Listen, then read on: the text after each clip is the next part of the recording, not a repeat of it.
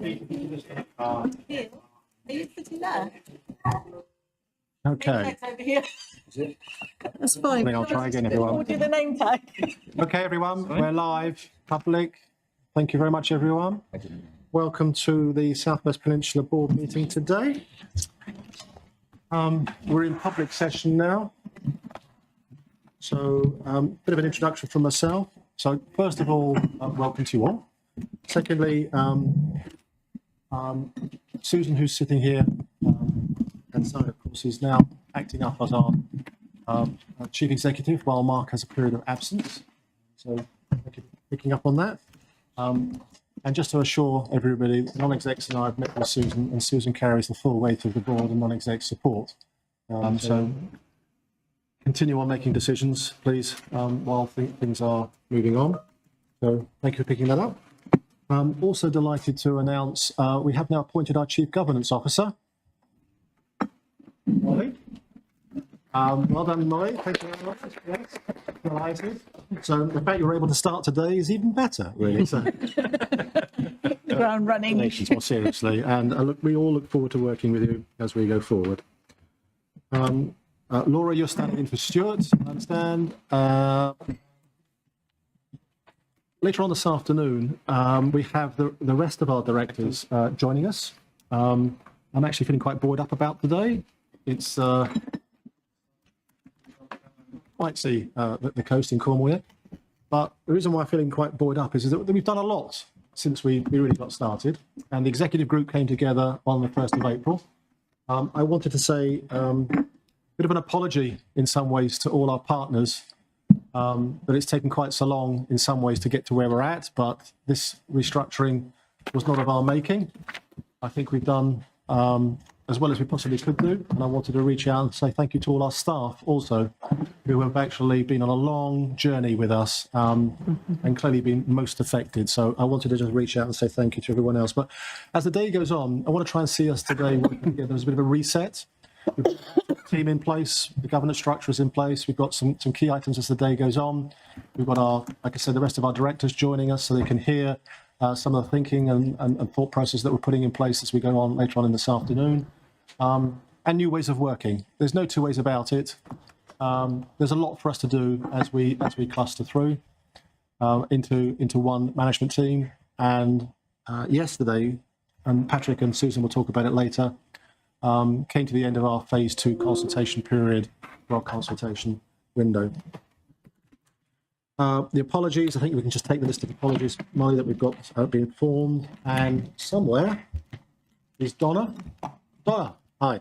Most of you know Donna Rowe. Donna, there's always, I found, an amazing person, but you're credited most for leading this board through Cornwall in terms of some of the integrated health work we've done in the central. I'm thinking about the community health workers and that kind of thing. So thank you for attending. It's part of your development program, so welcome. And I just want to thank you on behalf of the board for what you inspired in the early days. So it's certainly coming to fruition. Okay, let's move into declarations of interest. Still interested? Yep. Okay. Yeah, no other declarations other than in here. Okay, thank you very much. Are you happy for me to approve the draft minutes in the pack? Yeah. Lovely, thank you very much. I think on the action log, it's probably, having spoken to Molly, there's still a bit of work to be done on some of those items. Yeah, there's one item which I'll update at the next. Sorry, you need to. Sorry, there's one item in particular related. Touch the screen, it goes green. There's one item in particular, Chair, that I need to update at the September meeting, and that's relation to planning.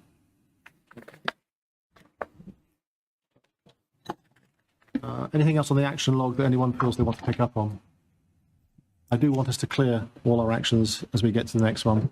I'd also like us to note as we go through today, I mean, we would normally conclude and make recommendations and decisions, but our next board meeting, of course, is the 24th of September, which is quite a way away.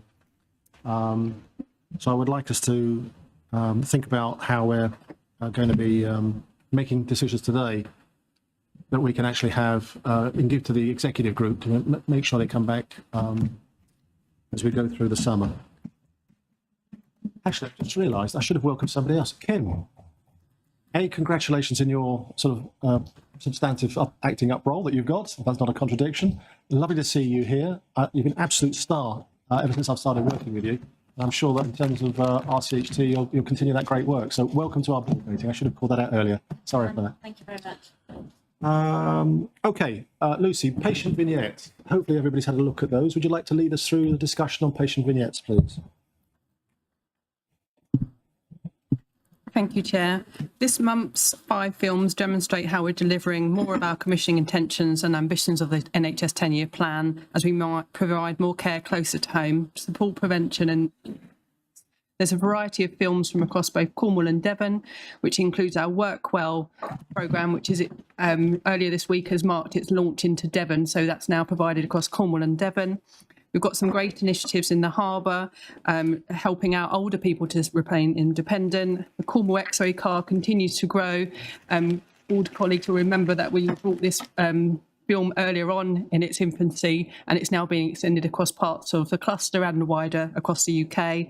There's some great work in mental health support as well, and also reflecting changes to our Isles of Scilly residents support.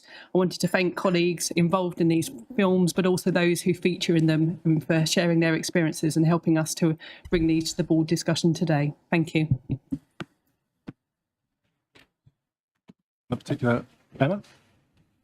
I wanted to focus in on the thread of personalisation that seems to is now running through all of the vignettes that we're seeing. So when you hear, I think it's Jacob saying that they were interested in what do you think will help you, what support would work for you, and in the harbour example where people are saying it's all about asking what it is that people want, I think that's a real testament to the work that we're doing across the cluster, and I just wanted to acknowledge that and ensure that we continue embedding that approach to personalisation. Any other thoughts? Robert?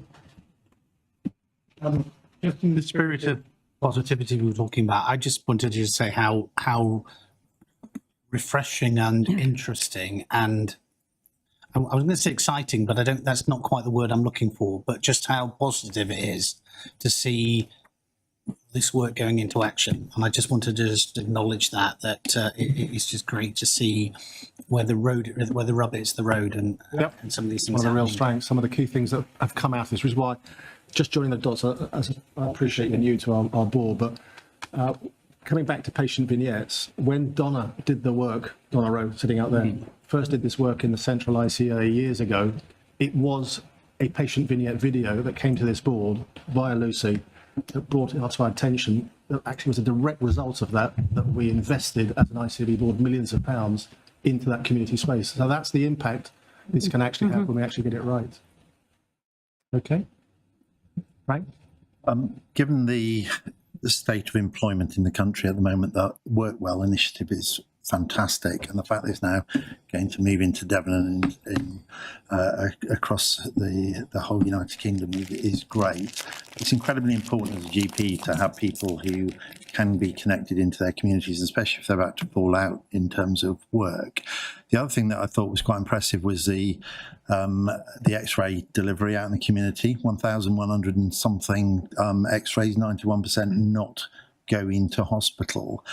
Quite a lot of that cohort, even if they just end up at the hospital to have the X-ray, will probably end up getting admitted even if they don't really need to be. So the question is, do we know the exact impact? And if it is anywhere near as good as it says, then we should be thinking about rolling it out across the rest of the rural communities.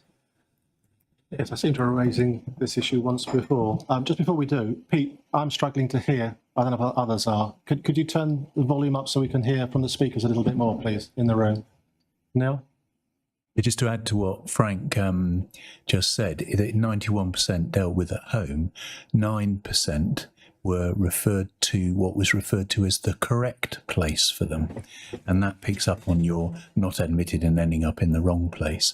And I think this is just another example of work. And whilst I fully endorse all the personalised nature of the care, it's the work that's going on that is proactive and preventative that doesn't really get measured. and is always in the background of we've got XYZ problem, but actually if this wasn't in place, we'd have X applied to the tune of 3 and Y as well. On that, I think, we have had a discussion before on sometimes why we take things like this and we don't scale them up. So taking Frank's challenge and some things that Neil's raised there, Susan, what do you think is the mechanism of taking things like this and when we recognise that they are a success and making an impact, and particularly doing the left shift, what does it take for us to actually say we should be doing more of it?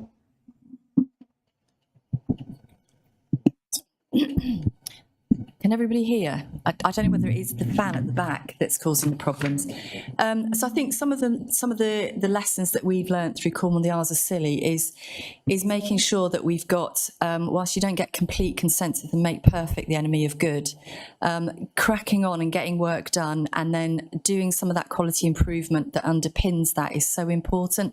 Not waiting for all the bit parts in place.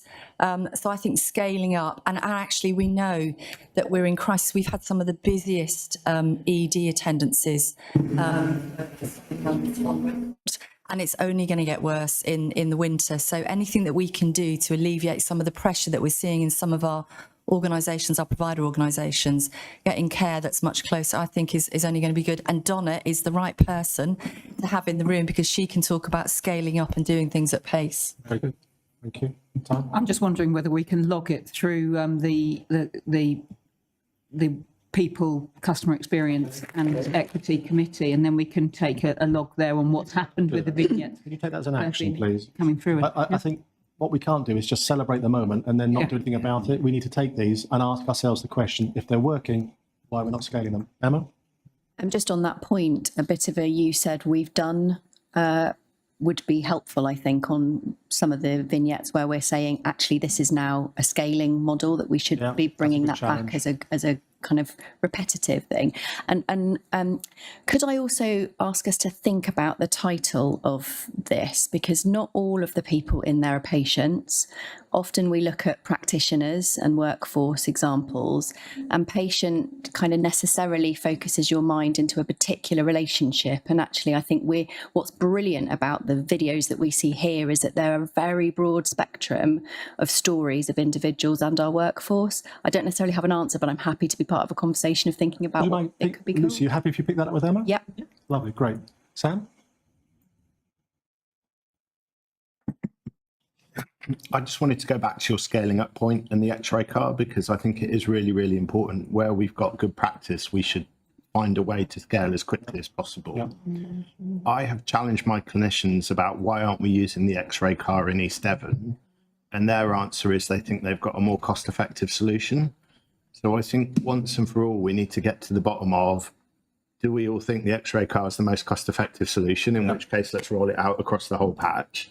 Or if someone's got a better idea, let's agree to do that. Just to help me to understand the logic, these are people who are based in your hospital, but when you actually have this car that's actually preventing 80% of people who go to it actually rocking up in hospital, how can they have a more effective system if it's actually preventing 80% of referrals? Because they're also taking up the ambulance time and everything else. Well, that's the bit we need to unpack, isn't it? Because we need to convince people with data that we're doing the right thing. Okay. Leave it with you. It's a big challenge. I get that. Okay. Moving on then. So Lucy, I'd like us just to summarise. We've talked about it before, but we're getting closer to September's board meeting now. So what we've talked about is we're going to keep the patient, or whatever we're going to call it, vignettes going, because they've been successful in this particular forum. But yourself, more specifically, along with Susan and other colleagues, Susan, that you'll bring into the frame, we'll start to bring an early doors format to our September board meeting, or what we're going to call customer journeys, customer touch points, whatever else it is, but based on particular big themes. I think we've coalesced behind using maternity as the first key thing, because that's a very big, important issue at the moment. Now, it's not saying we're going to have the answers in September, but if you could all indulge Lucy and Susan, and any thoughts you've got, and I know, Tanya, you'll want this to come through your committee first, you could make sure that we're looking at how do we actually bring that patient customer voice into clinical re-engineering of our services. And while we're doing this, I just want to celebrate something that's gone on nationally. Having been part of the cohort that actually helped draft the job description for the National Director for Patient Experience, I'm delighted to say I reached out to the senior colleagues to say, almost by magic, have you appointed anybody yet? And then the person was announced the following day. So congratulations to Jacob Lant nationally. I'm certainly reaching out to him once he's in post to actually invite him down, actually, Lucy, to see that all the great work that you and the team are doing, and for us to find a way of joining up the national debate on patient experience. I'm sure there are things that we can learn, and I'm sure there are things they can learn from the things that you've been in advanced vanguard of doing down locally. Happy with that? Very good. Well, and Lucy, I just want to call it out. I wherever I hear people talk across the country about engagement, Cornwall and your work is always in the vanguard of doing that. So thank you for everything you're doing in that space. Well done, you. Okay, where are we on to? My report. Right. So there are a few things I just want to tease out on my report. So let me just get to it. Okay. So as I've touched on, but just to go through it again, Mark, who is our interim chief executive, has off for personal reasons at the moment, and Susan is stepping in as the acting ICB cluster chief executive. And I just want to repeat again to everybody, comes with a full mandate of the non-execs and now the board to actually make sure that we don't lose momentum from all the great work that we were actually starting. So please take that forward. The merger footprint, likeliness of it. Can I just remind everybody that this was not of our choosing to do a separation of where we were beforehand. It was driven by the Secretary of State and NHS nationally in terms of clustering. And we've just gone through a process of NHS consulting with us as an ICB. As it says in my chair's report, but I just want to say it, is that we have engaged all our key partners, everything from local authorities, members of parliament and others. We've encouraged them to communicate with us in terms of what their thought processes are.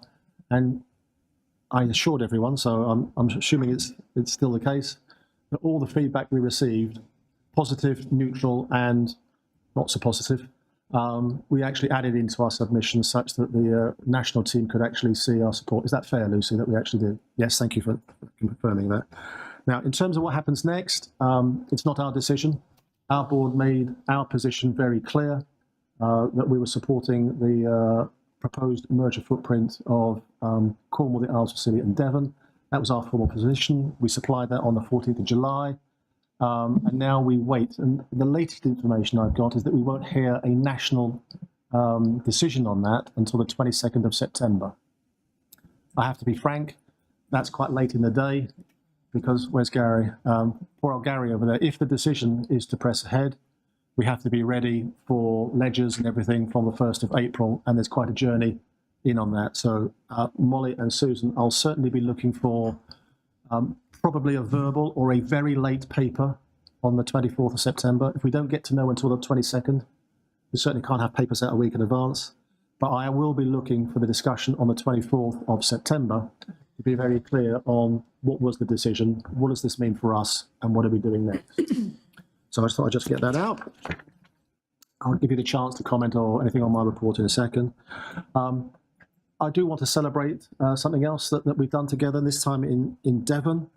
From the 1st of September, particularly the chairs of the providers in Devon, the executive team have worked really collaboratively together, particularly the company secretaries, and in this instance, more latterly, while we were doing the handover from Philippa while she was leaving until now you've been appointed, Molly, a joint committee that actually has collective decision-making for across the Devon footprint for what our future services should be.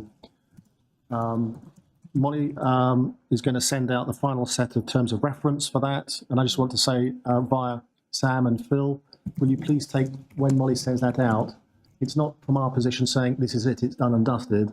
This is us actually saying for our meeting on Tuesday of next week, this is what we think we agreed with all the boards. If we've still not got it right, let's just nail it on Tuesday, get the terms of reference sorted, and then we can actually move on to the formalisation and setup of the joint committee, because it starts next Tuesday. So I just wanted to say thank you to all the chairs and chief executives in Devon, most specifically. It's taken quite a while, and their boards. I've been to all bar one board, I think it is. Philippa mostly joined me, Molly latterly in that.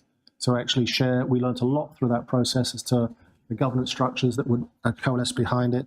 And certainly, Rachel, there's a large part of this where you'll be coming to that with your transformation hat on to actually help us lead on. So thank you to everyone that's been party to get us to that. It's taken a lot, because it's talking about, in a lot of ways, a joint committee that actually, once that decision makes decisions, we will all be bound decision-making powers by all of us to that. And once that committee finally makes a combined consensus, those will be things that will be binding on all of us. That's quite a material change to where we've been. Phase 2 structure, I'll let colleagues talk about that in a second, because I'll particularly ask Susan and Patrick, if not on other item here, just to touch in public on that area. But what I do want to draw the board's attention to is the response letter that's gone to the unions from Susan as our acting chief executive, and you also had to respond to, as a result of the union letter, a regional request for freedom to speak up. I've seen the note back to that. It's the same letter that we've used. So I'm just drawing the board's attention to the fact that there were an awful lot of, certainly when I read the letter that came to us, shall I just say, inaccurate summaries of the position. And I thought actually your summary of putting the record straight was clear, articulate and fair, but I'll let others have a view on that. Other item I just want to touch on, if ever you wanted an example as to why the value of coming together as Devon and Cornwall, you just had to be at the Plymouth Lido last week, of which colleagues in the room, we had Dame Patricia Hewitt attend, we had Professor Dame Carol Black attend, we had people from DWP attending. It was a work and health summit across Devon and Cornwall, and was the launch of our Devon Work Well programme. If ever you felt the NHS could contribute towards economic health and people's health and families' health, you just had to be in the room to understand there is a virtuous circle if we get that right. And I was just hugely impressed by all the panel and all the contributors in that. So I just wanted to reach out and say a huge thank you to that. But let's not forget the fact that this means, as an ICB, as an NHS, we're not just NHS. We also have other wider participation in key determinants of health, and work being one of them. I also just wanted to touch on the fact that before we get to our next board meeting, I will be going out into the marketplace looking for the substantive chief executive. At the moment, of course, it'll be called the cluster chief executive. By the time the interview panel forms, the candidates will know whether it's a mandated merged organisation or not, which is one of the reasons why it's going to be in the last week of September, such that we actually know on the 22nd of September whether it's merged or not. So I just wanted to be, and that was an agreement that we had with Gaten B. Sarnes and Patrick 16 weeks ago, 12 weeks ago, certainly. I would normally go through my report, but I think there's an awful lot of issues in that. Any questions that you would like to pick up on any of that? Emma? Just on that last item, John, and the recruitment of the cluster ICB chief exec, will there be a stakeholder part of that process that we can all be involved in? The non-execs and I have had a chat about this, and we are going to go and engage very widely. In fact, we're actually doing this in a much more substantive way than we've ever done before. Getting the patronage of all key partners, stakeholders, in a continuity of a substantive role of something of this magnitude. I do think we need to set against the backdrop then of, if we know we're merging, we need to have the right candidate for doing it in the framework of what's coming with the local government review around the corner, the modernisation bill turning into an act, is all that mean. So I think there are a lot of things that we need to understand, and I'll be asking all partners and stakeholders in that to understand the wider context of this. And there's a huge amount of work to be done in terms of OD of the ICB team and stabilising and growing that as well. So yes, you know. Thanks, John. It's in reference to the merger part of your report. need to clear it. So from a Cornwall, Isles and Scilly perspective, from both councils, paper does acknowledge both councils, scrutiny, local MPs, clear opposition to that merger, but the report then moves straight on to saying merger is the only viable option for the cluster. It risks making the whole engagement process feel like it was predetermined rather than actual genuine responsive look at the views of it. So the board's saying, you know, we're being asked to say merger is unavoidable, and then we need to be explicit about that, but also what binding safeguards will protect Cornwall, its voice, decision-making powers, financial position, and that focus on our rural and coastal challenges, which are discrete and different to Devon in this. And with that, I mean, the paper, I really do thank that you thank and appreciate that you put the level of opposition from Cornwall, which if this is an equal partnership of two areas coming together. But if the board had seen that level of opposition, would they be then saying they support a merger? And that we've not had that opportunity to do that, because it's quite clear the strength of opposition from the Cornwall, Isles of Scilly side of this, but that's not reflected. It's just saying the board has actually supported merger. I would actually challenge knowing that now. We've not had that discussion as a board to that strength of feeling and how we actually overcome those and provide those governance issues. I'm aware of the time constraints we had, but I think that's important to recognise and challenge. So one of the things which I think the board did discuss when we had this discussion is some of the criteria that we were given in order to merge. It is not sustainable to actually have an ICB that isn't clustered. And it needed to be around a 2 million minimum threshold. No amount of ICB, our position, can actually move forward without actually having that threshold. We could only really have considered whether this was for Somerset and Dorset or whether we should actually be a bigger cluster in the scale of it. So I'm afraid to say, given what was the mandate from NHSE, our board, as an NHS board effectively, has had to consider what are the guidance and constraints that we've got. And we did consider that at the last board meeting. So that's why we were at length, Ewan. I know you might disagree with me, all right? We have been frank, we have been open, we've been very transparent. I've come to your scrutiny committees on a number of occasions. I've made it very clear there should be no shocks. Our board has been aware of all the dissonance that's gone on that. I would remind everybody too that the funding of the ICB bit of this is funded on a per capita £19. And the ICB at £19 times 650,000 population is not a sustainable ICB. The previous Chief Executive, Kate Shields, actually said that at the time. So the ICB is not sustainable in that area. The footprint, therefore, has to be a sustainable footprint for the commissioning entity to work, and that's the 2 million.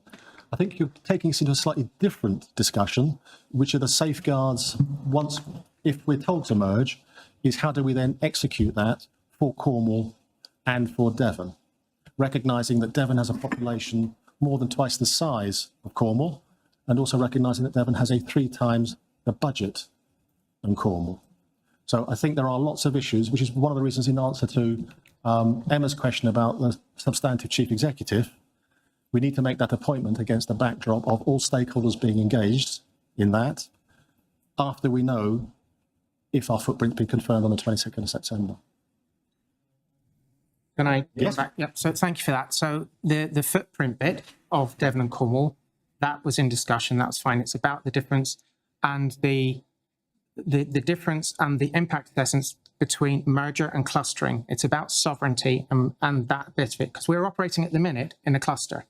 And are we doing that within that £19 envelope? And if we are, what are the actual benefits for Cornwall is what Cornwall, Isles of Scilly will be asking over merger over clustering, not the footprint bit. Totally understand the need from a strategic commissioning and what the ICB and its operating costs needs to do. The concerns that are being raised in the engagement is about that clustering and merger. The difference is that in the sovereignty decision making and lots of that. Right. Just before I bring in Sam, I mean, you were at the last board meeting. We discussed this. Yeah, and this is the thing is that that was the point that was made in that last meeting, yes, John. And the point I made back to you. You've moved on to a different one. I've not disagreed about the footprint. This is, and that's what's come out of the consultation of the partners in Cornwall and Isles of Scilly, is not about the footprint. It's about the loss of sovereignty and the clustering over mergering. And that's what's come out in that clustering has not been considered and any discussions about that in that paper. It just says we have to go to merging and it's not an option. It's not been explicit why in that submission that went to NHS England. Sam. So just to support you in your comments about the size of the footprint, I don't think any of us have got a choice on that. I wonder whether the helpful conversation, John, might be for us all to do some more work on place. Yes. Because actually the way through this for everyone will be to get clearer about the evolution to place, because we're going to have a number of places in our new ICB, and that might help give everyone more confidence about what might be devolved and what might sit at the ICB level. I'll bring in Susan in a second, but by what you just said, if you recall at the board meeting you attended last time, I really stressed the point. This was about the footprint for any merger. How we execute that has a lot to be done yet. And I would just throw this in as well. Quite conceivably, if you take this at this board level, there might be, I say might because with the new Prime Minister, I don't know what I don't know yet, but on April 28th, there's likely to be a mayor in Devon.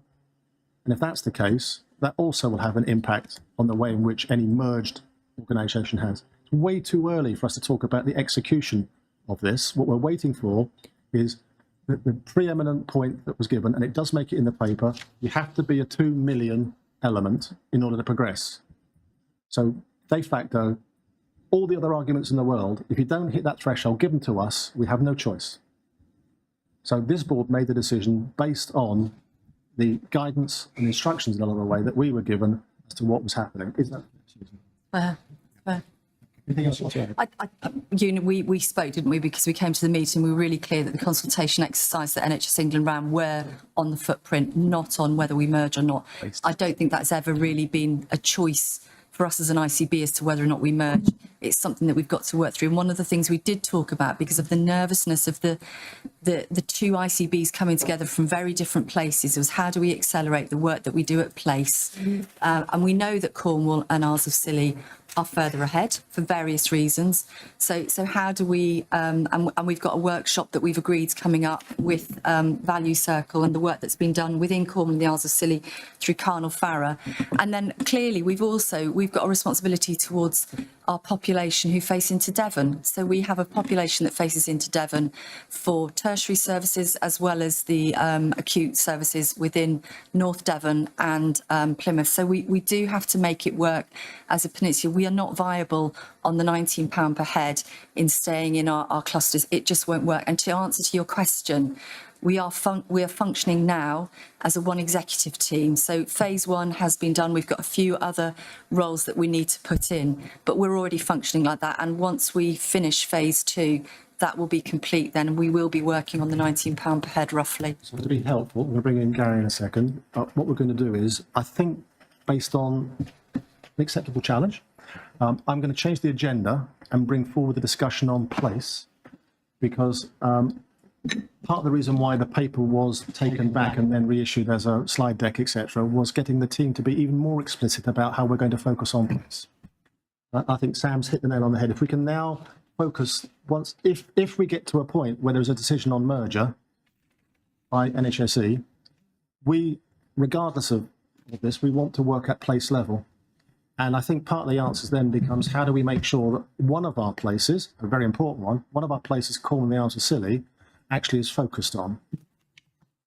But that is still yet to be determined, because we haven't actually decided, and I hope we might today, we haven't quite decided yet how many places we have, because there's quite a lot of tension that we're hoping to resolve today as to the coterminosity of place in Devon. It's very clear in Cornwall. If we can get to a point where there's that, then we move on to the next debate, which is, okay, of those places, how do we now put a lens on Cornwall and the Isles of Scilly as a place and work that way through? But we have to work within the guidance that we've been given. Gary, you wanted to come in. Yeah, I just wanted to add, so as well as the 2 million population, the other element, we've talked about the £19, but £19 per head, but in effect 19 million was taken out of our allocation in this financial year.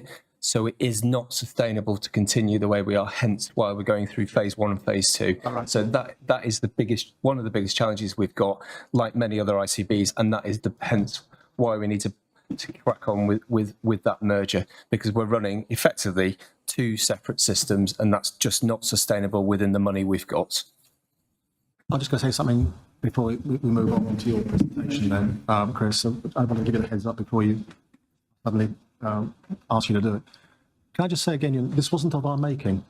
I know you know that, all right? And we're trying to work within what is the mandates that we've been given from NHS National, recognising some of the great work that's gone on in Devon and in Cornwall, to be fair, and how do we make sure that we don't lose the best of all of that?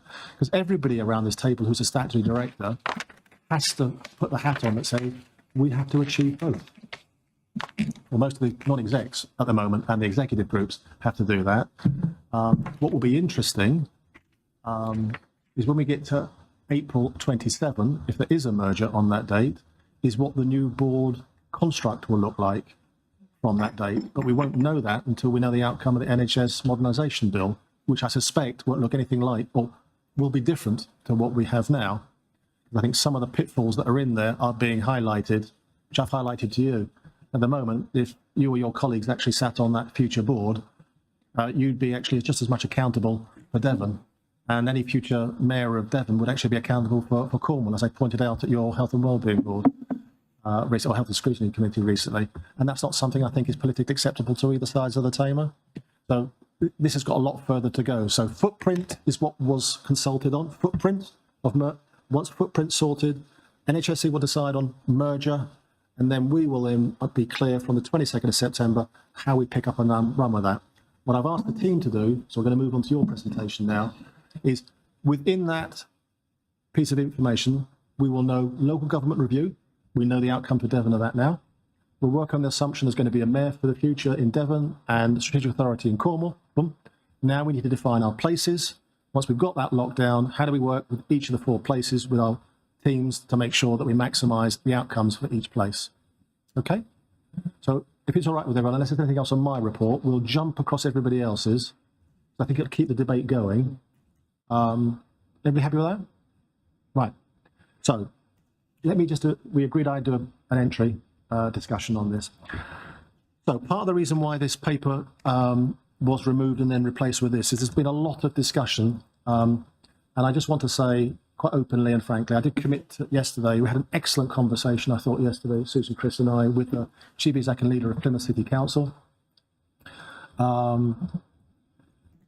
And I think for me, there is something in that about how we actually choose to develop in Devon, most specifically, because Cornwall is already in the vanguard of having a committee in common and the ways we work down there. And it's much clearer that the place that there is in Cornwall, the Isles of Scilly. But there's been a lot of debate on what is a place in Devon. So one of the things that we're going to ask Chris to do is to actually put to the board now, if there are things that we can decide today, wouldn't that be lovely to minute that we coalesce as a unitary board behind?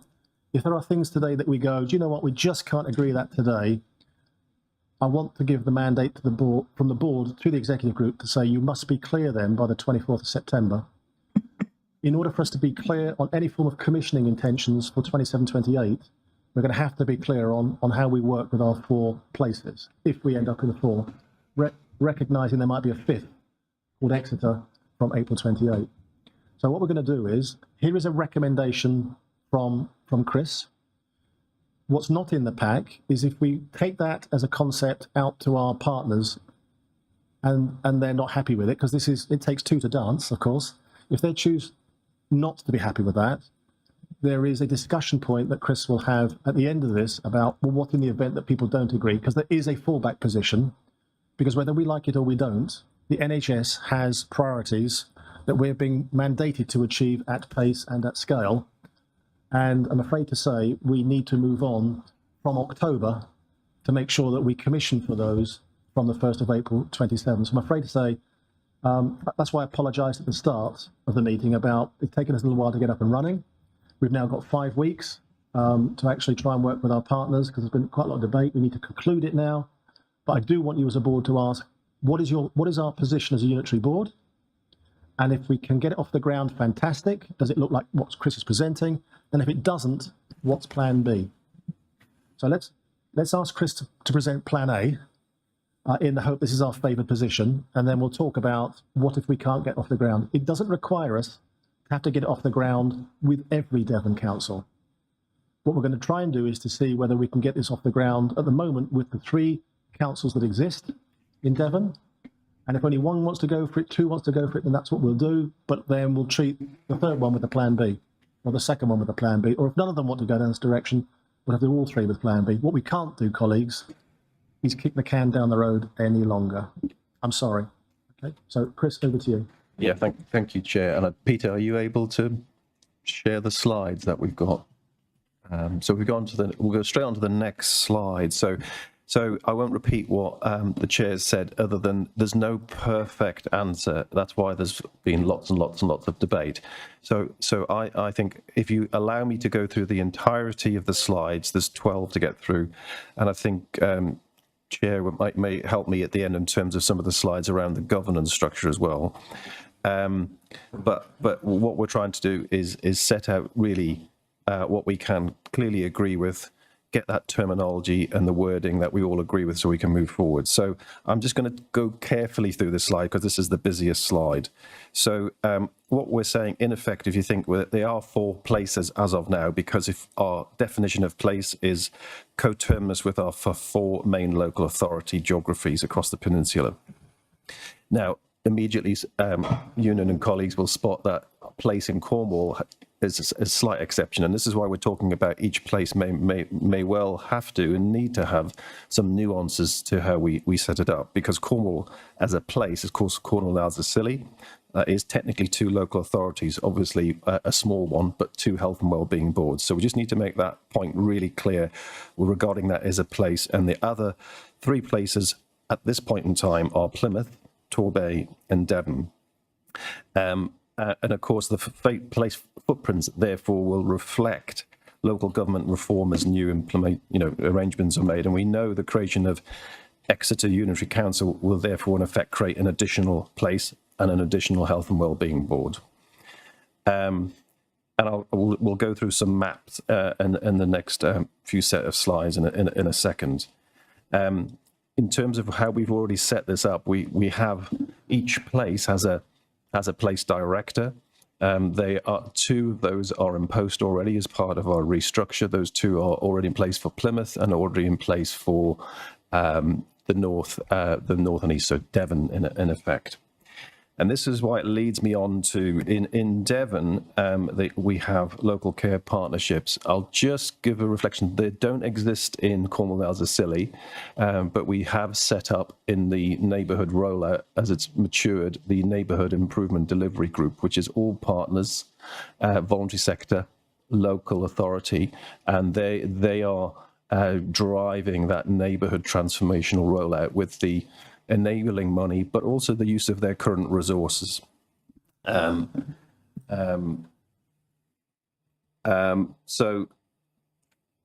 and the most important point on this slide is local care partners are aligned to, in effect, patient flow. They're not aligned to the actual council footprints. And we really want to emphasize how local care partnerships are rooted in that primary care, those real neighborhoods, and they're structured around the patient flow. And therefore, in some places, they may well report to more than one health and wellbeing board, which they do already in certain areas. But this is so that we can really, goes back, I think, to Sam's point, really start to allow really clinically coherent service design and delivery across our geography. But we can also maintain the governance reporting to the appropriate health and wellbeing boards. So that's the importance of this slide. Now, our current 5 Devon local care partnerships, and I'll show you the geography in a second. My proposal is that probably should come down to 3. I think that's the discussion that we need to have. And I think it is a discussion that we have a North and East local care partnership, a Plymouth and West, and actually already South Devon and Torbay is that in effect. So we're not proposing to change that 3rd. It's more the merger of North and East and the merger of Plymouth and West. So let's go on to the next few slides, Peter, please. So this is really just to be so that we're all clear on the geography and the scale. So you can see Cornwall has called integrated care areas. As we mature, more of the delivery is much more around those 16 neighbourhoods. In the Devon footprint, there's the 5 local care partnerships, and my point is already the orange one, which is the Torbay South Devon, includes more than one local authority. But you can see that once we finalise, I think the PCN neighbourhood footprint within Plymouth, that's why there'll be 30 to 35 neighbourhoods. Acknowledging the PCN footprints in Plymouth, there's ongoing debate, but for the most part, everywhere else has agreed that to get going, because this is all about pace and momentum, the PCN footprints work in order to get us going and deliver the national priorities and our local priorities. So next slide, please, Peter.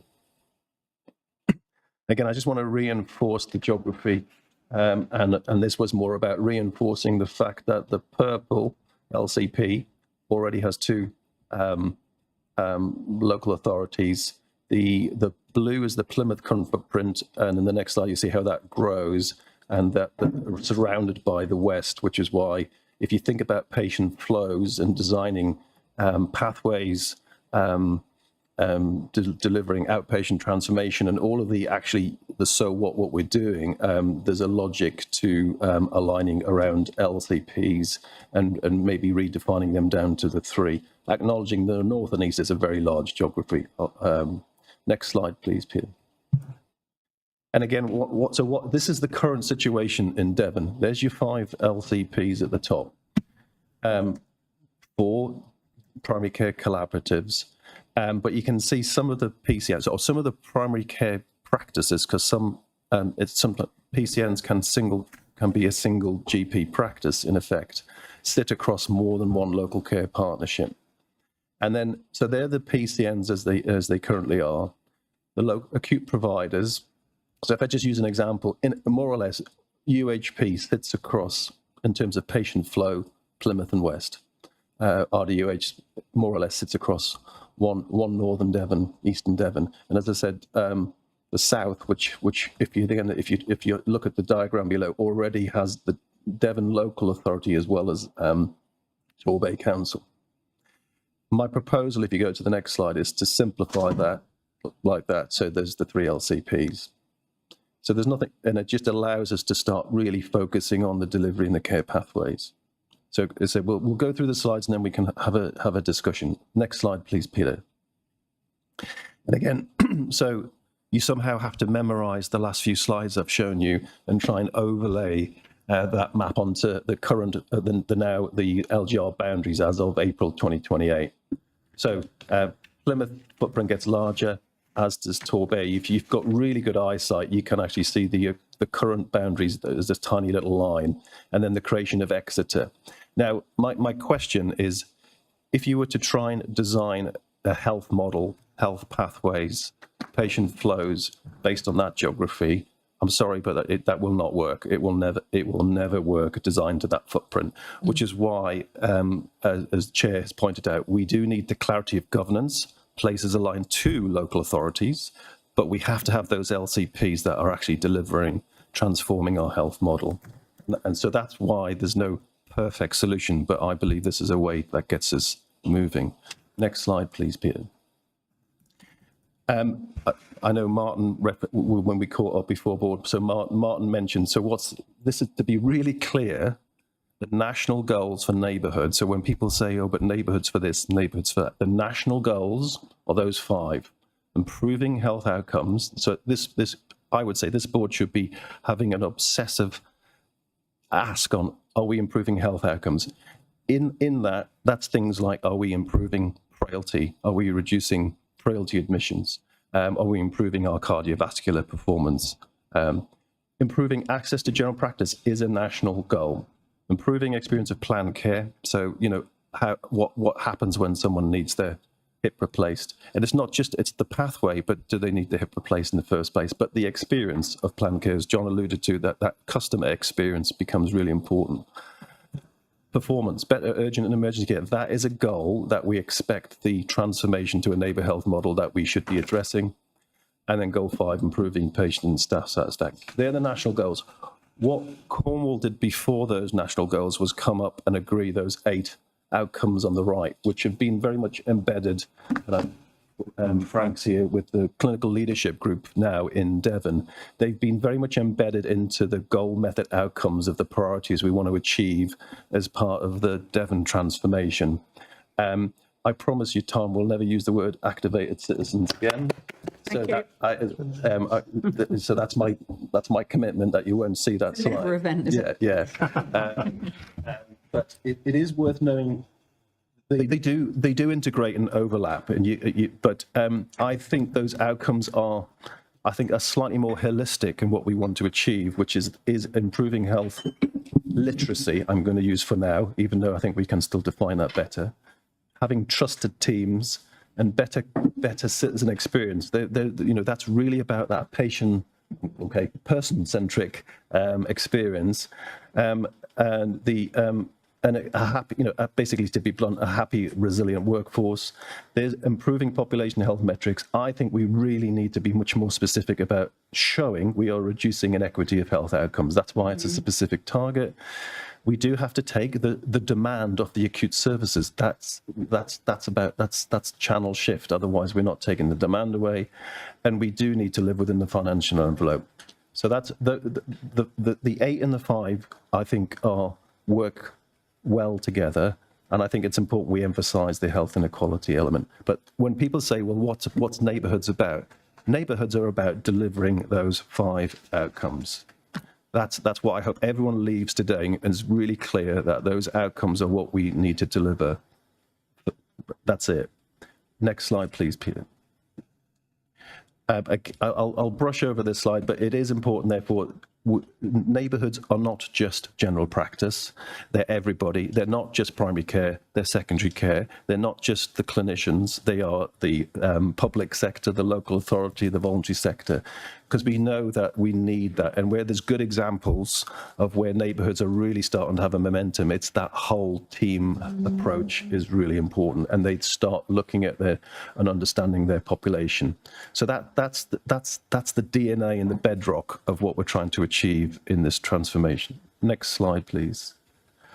And I might hand over to, if we go to the next slide, there's 2 slides just proposing therefore is what, going back to the very first slide, the importance that place is defined by local authority, and therefore that's where the health and wellbeing boards report to. And of course, we really want to empower the LCPs, and in Cornwall, the Neighbourhood Innovation Delivery Team, to deliver that transformation. So I believe the 2 work. Do you want to say anything on that slide, or do you want to... Yeah, I think it's probably worthwhile. And can I also introduce Maria? Maria Lawson's on the screen. I didn't realise, Maria, you were on the screen. I didn't see you there. Maria is councillor from Plymouth City Council, who is also the chair of the Integrated Care Partnership. Although noting, welcome, Maria. Nice to see you. Welcome. Noting that the ICP still hasn't met for a year yet, but maybe you and I can pick that up offline. On the slides, if you can go back to the slides, please, Pete. On here, Chris and I wanted, with Susan, to really emphasise the point that in the future, neighbourhoods strategies are going to have to be signed off by health and wellbeing boards. And if I look at some of the things that are going really well in Cornwall and the Isles of Scilly, the way in which the committee in Common was set up with the Health and Wellbeing Board, the way that functions across 2 bits of legislation. I know the Health and Care Act is going to change, but there'll be something that will replace the Health and Care Act. If we're to be genuinely working together between the NHS in terms of health and social care, we need to find a way of finding a mechanism where we can delegate more decision-making and of commissioning. Now, we're talking in other areas about integrated health organisations and that kind of thing, but if we genuinely want to actually push more decision-making towards health and wellbeing boards, they need to be recrafted. Because at the moment, we would not have the confidence to put decision-making of commissioning in there, because to be blunt, we get outvoted. We've had that discussion, which is why in Cornwall, we're through great camaraderie between the two teams. We have a 50-50 voting structure in Cornwall, and therefore we have the confidence that we can both increasingly put maybe pool budgets in there. And that's the discussion, we want to start to have increasingly about how, through that kind of thing, how the place of Cornwall can actually be more empowered in its Future Health and Wellbeing Board that's got the committee in common, such that maybe the council and us as an ICB can delegate more of our decision making into that. Now that's working and is an infrastructure that's up and running for Cornwall. What we're advocating here is that we talk to our partners about how do you actually get health and wellbeing boards in the future that are going to be required to sign off neighbourhood strategies. What if the neighbourhood strategy has been designed by either an LCP, or if we can't get LCPs off the ground, by other mechanisms that are less to do with integrating social care, which is not our first choice. If we can't get the councils on side, and we need to be driven and rooted by clinicians, particularly general practice and primary care. I see you smiling, Laura. But there is something here about how do we get the right areas, right places empowered with the right commissioning decisions, with the right people in the room sharing decision making. So one of the things that Chris is putting on the table here is that trying to do a one size fits all for Devon is just never going to work. Trying to do hopefully this is reassuring, Yunan as well. Trying to do a one size fits all across the peninsula is never going to work. And therefore the whole premise that Chris is trying to have here is how do we get the agreement? There are 4 places at the moment. I'm hoping that at very least today we'll agree that there's going to be 4 places, subject to 5 with Exeter. The question then becomes, how do we work with each local authority? You don't have to get a Devon-wide solution, Chris. How do you work with each local authority to say what works for Cornwall, what works for Plymouth, what works for Torbay, and what works for Devon? And if we did that, you'd end up, I hope, with an increasingly empowered one. If you go on to the next slide, I'll let you do the last one, Chris. What this is trying to do, Maria, and I know you and I have talked through it beforehand, the way it works in Cornwall is the model that Chris and Susan want to try and replicate across each council in Devon, is to empower that Health and Wellbeing Board. It's badged ICP, but that'll be replaced by whatever comes out of the replacement for ICPs in any future modernisation act as opposed to bill. But the idea then is, how do we get to a place where any future Health and Wellbeing Board, that we are 50-50 voting members like we have in Cornwall, where we can then say, do you know what, we need to scale more as commissioners into empowering that group at that place, to actually make more decisions for Cornwall in that room that is Cornwall's place. And then the same thing will happen for Plymouth and Torbay and for Devon. So with Lincoln in the room, they can just imagine a world where we could sit down in a Health and Wellbeing Board in Torbay, where actually this board and your council has delegated decision-making into the Health and Wellbeing Board with big commissioning budgets. The leader, as I said, of Plymouth City Council and the Chief Executive and I, with Chris and Susan yesterday, were talking about what the shared budgets used to be pre-COVID or during COVID. And yet, what are we now? De minimis compared to where we were there. So we can do this. Let's try and get back to where we were by putting health and social care more joined up, but we need to find the governance vehicles to make that happen. So I'm going to just hand over to Chris to do the final slide, and then Chris will lead you through a discussion, please. So yeah, thanks, Peter. Just move us. So I think this is more about a triangulation, because even I was guilty of focusing on frailty as we went through those slides. And so this takes us back to the importance of taking the whole population of view, and Yunan will want to remind me about prevention, etc. But that sort of that life course event, therefore the focus of which you can triangulate the neighbourhood health model with a start well, live well, age well process, which of course I know happens in Cornwall. So, and I think that's how ultimately we deliver, which is, I'll end by saying we all, I'm sure, want to do exactly what I'm about to say, which is improve our population health and reduce inequity of health outcomes. That's what we're here for. I think we've got clear outcomes, goals that we need to do through a neighbourhood framework.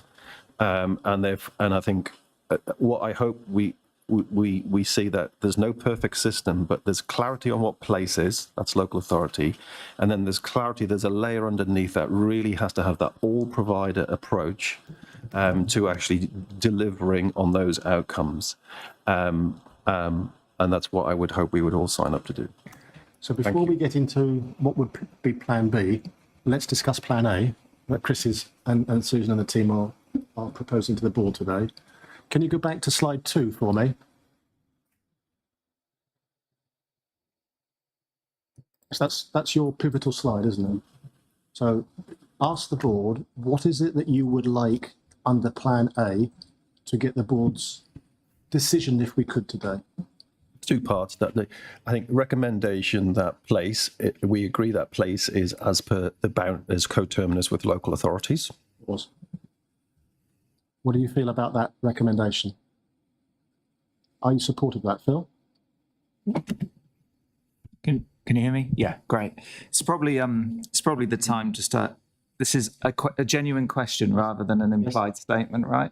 So, do we know enough and understand enough about whether the population in Coast and County, North and East, deserves is the wrong word, requires 2 places?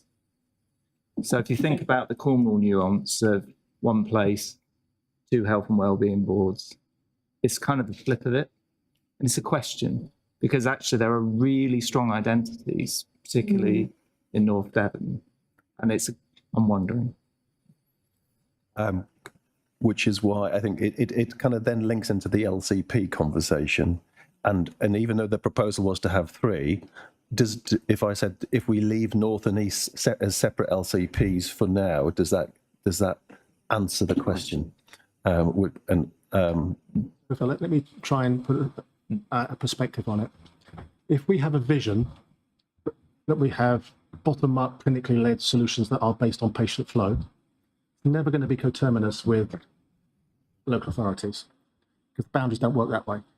So we have to run with the hare and chase with the hound, horrible way of putting it. Okay. What this is trying to say is, at the moment, if we defined place to be coterminous with the local authorities, we haven't got to the discussion yet about how we actually deal with the patient flow at LCP level. The first part of the debate is how many places should there be?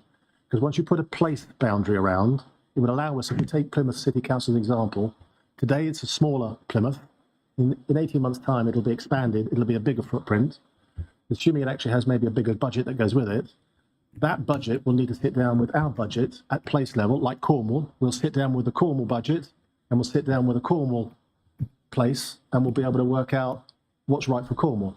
So the big idea that Chris and Susan are trying to put here is, if we can do, in our pyramid of hierarchy, if we can decide how many places we've got, then we can move on to the debate about how we execute it that works both at Health and Wellbeing Board, all our intermediary meetings, but also at clinical level and at patient flow level. So Chris is trying to segregate the decision on place from how we execute patient flow. Is that fair?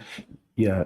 I mean, it is. And just to emphasize as an example, place becomes, let's take Plymouth. Plymouth is a place. Yeah. So everything you've described happens there, but we would expect, obviously, Plymouth local authority want to have an input into the West, as they should, because that impacts on patient flow, which they can with this proposal because they would be part of the LCP. Let's bring in Lincoln. Thanks, sir. Yeah, you hearing me okay? Yeah. Brilliant, yeah. I think it's important that we try and get the language clear, because my understanding is that place is defined as a local authority boundary, yeah? That's what we're proposing.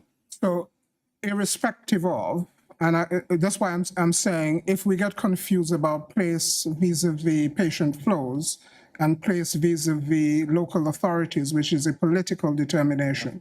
So for example, the new authorities, most of us are looking at it, they themselves are looking at it and thinking North Devon has a coherent identity, yeah? How is that represented within the place that will be the new, whatever is left over with the tail coming down in the south and so forth. But to some extent, that is a question that is primarily political, and the new shadow council, when it is formed, will have a huge say in how they do that. So to some extent, it does. We have to think transitionally, and I think we need to start pragmatically that we have the places as defined now by local authorities that will move to a new position, and then we begin to negotiate with those new shadow councillors once they're elected in 27. We then need to find a nomenclature that talks about the patient flows. And in Torbay and South Devon, as the current name for our new council, we have always worked across boundaries. Yeah? So it's not difficult to conceive that we can do this without having to define geographies that are too rigid. We have a really good sense of who we need to bring together to do that kind of thing. But just back to that point, that the place definition is a political definition. Okay. Recognizing that the place is defined politically, we have the chance in the NHS ICB to define how we define place. So in this last week, the discussion on place has moved from coterminosity to local authorities actually to say, no, coterminosity should be to patient flow. And that's the defined place. Now, if that's the case, that opens up a whole discussion about those people who live in the east of Cornwall who get all their healthcare from Devon. And then you suddenly get into a completely different discussion. And Chris and the team are basically saying, there's no right answer to this. Let us here make two decisions that are quite distinct. Distinction one, let's call place from our position coterminous with the political decisions of local authorities that will change in 18 months' time. So we'll flex, as you suggested, Lincoln, to those. Lock that down, and then have a second discussion about how we deal with patient flow within that definition of how we've divided place. Okay, let's go Frank and then Tom. So I'd like to qualify what I'm about to say in that I haven't discussed this with the whole GB community. This is a personal view, but I have given it an awful lot of thought as part of the CLG, and especially that I am part of the neighbourhood leadership in that. When I saw the new local authority footprint, I thought, how on earth does that work with the present patient flows? But in thinking about it, the issue is, are we organising the future around the past and hospitals and patient flows, or are we actually thinking about people, where they live and how they get their services going forward? The whole thing about neighbourhoods is about people. It's not about organisations. It's not about things. And I fear if we continue to have a hospital footprint definition of place, which actually I think works quite well at the moment, but I don't see how it's going to work with the local government review. I think we're probably going to continue to have a very acute dominated way of thinking, and what we're actually trying to do is deliver a different way of thinking, a different way of delivering. So at this point, it does depend on legal challenge about local government review and all the rest of it. But at this point, we can control certain things like the decision about the neighbourhoods. The local government places are the ones we've got. It will change, but my instinct at the moment is we should define place by the local government, and then a lot of the things below that will have to be fluid in where they end up, especially around Exeter. There's lots of stuff that would become part of the Exeter authority, move out of North and East. And so I'm sort of with Chris that places and Lincoln, actually, the place is defined by local government, but it's about people and what will work for them. And we should probably just go with 3 now and adapt to whatever the places are as it changes. Thank you, Frank. Here's what we're going to do. I'm going to give you the chance to wrap up at the end. I'd like to hear other people's views. So we're going to go Ewan first, then Diana, and then Tan. Really welcome this paper and the change to it, and it's an important conversation. Quite clearly, the commitment to place, and from a Cornwall Alza Scilly perspective, very much support that. So make that very clear. Just when Frank was speaking there, raised something in my mind is I would agree that the trust footprint is not what the 10-year plan says, because it says we need to go from acute to community. Right. So and that's why I put my hand up straight away, to support that thinking. We have to move into that way of thinking. And so And also yesterday with the Prime Minister saying social care is a number one issue. That's a number one issue for Department of Health as well. That is going to be on a local authority footprint as well. So those two things aligning, this is one of those where we do not have a choice really. I would agree on that and the centrally determination of it. That is the way that things are being determined now. And so that I would support place being local authority and those reasons why. Thank you. And you know, I hope you can see what what Chris and Susan and the team are trying to do here is that by getting an early decision on place, allows us to go work then into a discussion later on about how does it work, neighbourhood improvement groups, because like I said, we don't have those LCPs in Cornwall, but if that's what Devon wants with the local authorities. But I just want to say this, we must strive to find an integrated health and care solution to this and put institutional bodies, if we can, emotionally just to one side, recognising the fact that we have both a political issue, we have an NHS issue, we have patient flow, we have finances, we have all sorts of, it doesn't feel like it's ever going to be a perfect answer. So I think something you said earlier on, what is it? Don't make good the enemy. Perfect of good, enemy of good. Thank you. I thought that was a brilliant phrase. Diana. Thank you. So I'd like to follow Chris's lead and build on what both Frank and Ewan have said. On behalf of Devon's VCSE, I would prefer to start with the outcome conversation. So we in Devon, Torbay and Plymouth agree with the principle of the outcomes that were developed in Cornwall being those which we would be very comfortable with working in terms of Devon's VCSE. And in terms of the 3 life stages as well, absolutely support both those approaches. So would look forward to working with you strategically in support of delivering those outcomes.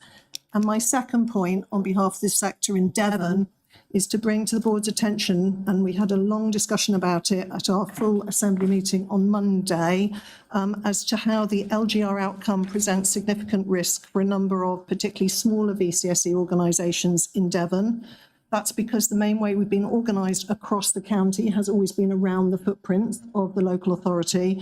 And we are, for example, the CVSs will be split into 4 areas, a whole load of issues for lots of other organisations, how they might be able to support larger footprints. And we are very clear in the VCSE Assembly that we want to work collaboratively and not competitively. And we are looking to the opportunity of working around outcomes and around what's right for people in communities rather than having rigid approaches. And it really does, for us, need to be around the LGR footprint. So here's what I'm going to do. Sam, can I just move us on? Yeah. Here's what I'd like us to do. I want to put to you now, would this unitary board be happy to support Susan and Chris's position that we have 4 places currently with our coterminus with the local authorities? Can I have are you happy for me to call that as a formal? No. Yep. Lovely. Thank you. If we could minute that, that's the first decision. Now, the second issue that flows from that, which we might not be able to decide today, because we will need to talk about the plan B. In the event that local authorities don't wish to go down the direction of where we would like to go on local care partnerships, we do need to raise the spectre, Chris, and I'll let you talk about it more. At the moment, there are LCPs in Devon. But what we could do, if we can't get agreement with local authorities, to say, fine, while we're still working this through and discussing with you, as commissioners, we must plan for 27-28 that we'll be working with neighbourhood teams that are the GP and primary care cells, like we work directly with in Cornwall. We will use that approach. What it could end up with in Devon, it could end up with us having an LCP structure in 1, 2 or 3, or it could end up with having a neighbourhood improvement approach in 1, 2 or 3. Have I summarised that for you? Yep. Okay.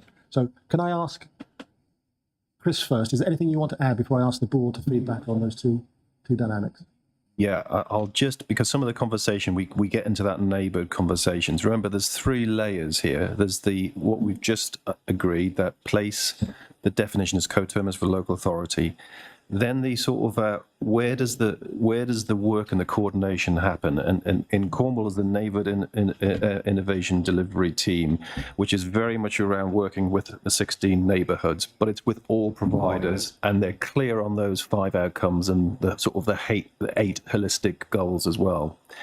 I think that's so neighbourhoods is still, for the whole system, the importance of where the actual work happens. And Susan's often referred to as neighbourhoods as being the core building block. So that's what we have to think about. That ultimately, this is about getting those neighbours to be the core building block. But the coordination to deliver those 5 neighbourhood outcomes, what I would propose, as I said, the second proposal is that the LCPs for the 3 places in Devon, there's 5.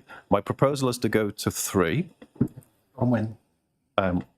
Well, I think they probably a proposal to come back at the next board, because I think the 24th of the proposal. Because I think it's what Phil's alluded to. There's probably a discussion that we need to have about maybe some areas are happy with that and some want a bit of time. We don't need to decide everything today. Tanya, you wanted to come in before we conclude?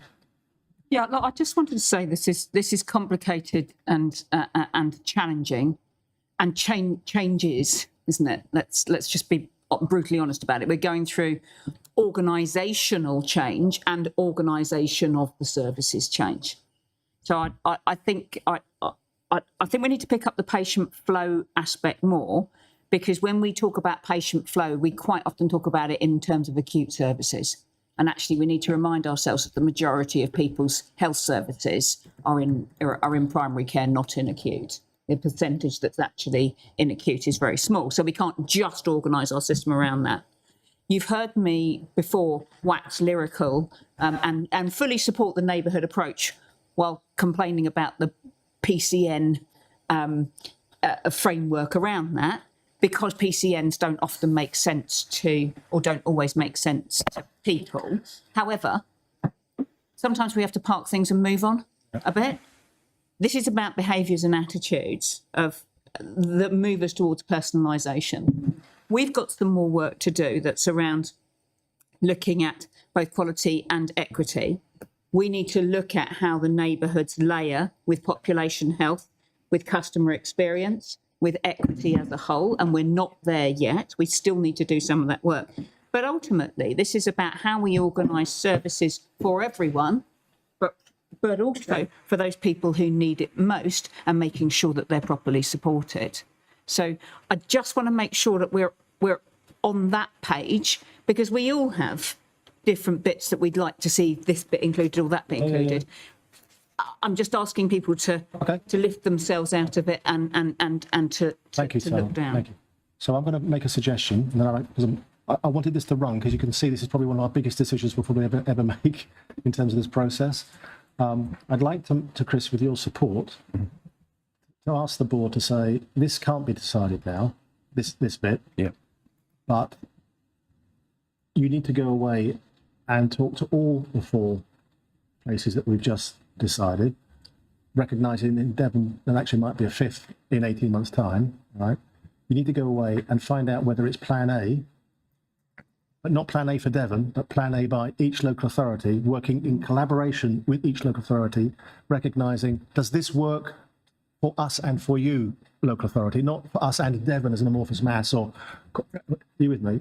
Is that a fair recommendation? Yes. Yeah. I'm going to let Ewan come in, but is that what you're asking for? That's exactly what I'm asking for. Fine, Ewan, and then Sam. Thank you. This is actually a positive contribution, not a challenge. I recognise the complexity in Devon. I think we all know that. Cornwall are actually in a position to help in this. So there's a test here which is about authority and influence and control of resources, which has been discussed today. Yep. I think colleagues in Cornwall and Isles City would welcome working with the ICB on looking at and defining more clearly around delegated authority, delegated budgets, decision-making responsibilities, escalation arrangements, where place and peninsula priorities differ. And I think that would give a lot more confidence for the conversations across both and what's there. So we've said before, we're moving at different trajectories. So I think that from this discussion, we're good to go on those bits of the detail of governance and how it works, which can help answer the questions and challenges in Devon and the assurances you need. So these are the issues I think that I would welcome having a conversation. I'm sure I'm speaking for other colleagues in Cornwall we're good to go on that challenge. Thank you, Ewan, and thank you so much. And one of the reasons why this was such an important discussion today is until we got this decided, it was very difficult to release the 4 places to go at the speeds at which each place wants to go at. By doing this single decision today allows each place to talk to Susan and to Chris about what works for you and at what pace you want to go at. And crucially, can I just throw it out there, particularly as in a public forum, what are we getting ready for in the 1st of April 2027 in terms of commissioning? Because some places will be able to move at scale and faster and shouldn't be held back by the others. And the ones that can go, we should release sooner rather than later. Sam. Yeah, this is a really good discussion, isn't it? And I agree with Ewan, because I think the bit... You lean in. Sorry. Can you hear me? I can now. Yeah. I agree with Ewan, because I think I'm sitting here now thinking I absolutely agree with the principle that we've just agreed, and Frank, the point Frank made about aligning places to the local government boundaries. If we're then saying what we need to be thinking about is we need to be really clear what we are planning to devolve to the places in 27, 28, and that might be at different speeds for different places. That will include some budgetary responsibilities. Yes. I'm now thinking I've got no idea what the LCPs are going to do, and if we've got a duplicative problem, and is the answer to this actually to have no LCPs at all? That's why we don't have them in Cornwall. So I do agree with, I think we have to go back round the loop on this, otherwise we're going to set ourselves up in the wrong way in Devon. I'd like to move us on. I know you, okay, Emma, but I really want to move us on. Yeah. All right, because I think we've got to a place, we're in a good place, stop is my advice. Emma? I'm not going to say anything that disagrees, and maybe this is a thought to leave us with. It's back to Tarn's point. 80% of a person's health and well-being is determined by services and support outside of healthcare. That's where we need to be moving to. And I know that takes us down to another layer, but that's what we need to hold in our minds. I really welcome. Neil, you go for it. I totally echo what Emma has just said. I think if it might help if people get into a visual sense of thinking around the phrase patient flow. That's, as was alluded to, living in the past rather than looking forward. If you start thinking about patient flow allied to their need, where people need health intervention, some of it should be non-flow, and some should be near flow. So I think you just need to start thinking less traditional models and more opportunities and new ways of working. Okay. I'm going to bring in Smitesh, because quite rightly, Smitesh, you've quite rightly raised our focus on some of the issues in Cornwall.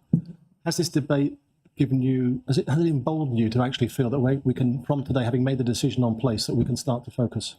Yeah, I think it's given some extra clarity that we're focusing on the right areas. And I think the key basis for raising those points again is what's been echoed around the room, is focusing on the patient, focusing on that issue of left shift and focusing on that issue of non-flow, trying to keep people at home, trying to treat them closer to home. And that takes a combination of collaboration between, as we alluded to earlier, NHS and social care. I'm going to summarise it this way, Chris and Susan, if it's all right. Taking Sam's challenge, I think you need to come back with a paper to be, because our new discipline, which we'll talk about this afternoon, is issuing papers a week in advance of the board meeting. Right? So for the 24th, papers out on the 17th. For each place, can you come back under the 4 places and define whether you think we need LCPs or not? And have you agreed that position with each local authority or not?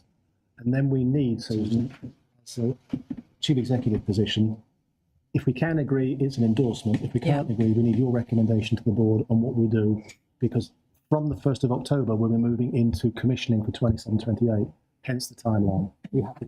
Yep. Are you happy with that? I am, and we don't need to add this as a minute, but Sam's point around, therefore, I need, as much as the local authorities' input, we need the providers' input to make sure they're clear on the terms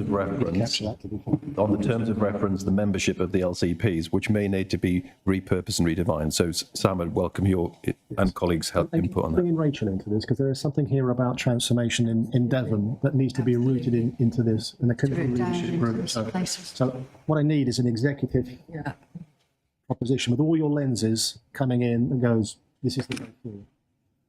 I think that was a rich discussion, everyone. I'm sorry if it was on longer, but I can't think of too many discussions that will have, when we look back, quite such an impact on us. So I'm sorry if that's delayed us. Are you happy for me to move on from that paper? Do you think I've captured everything from a minute perspective?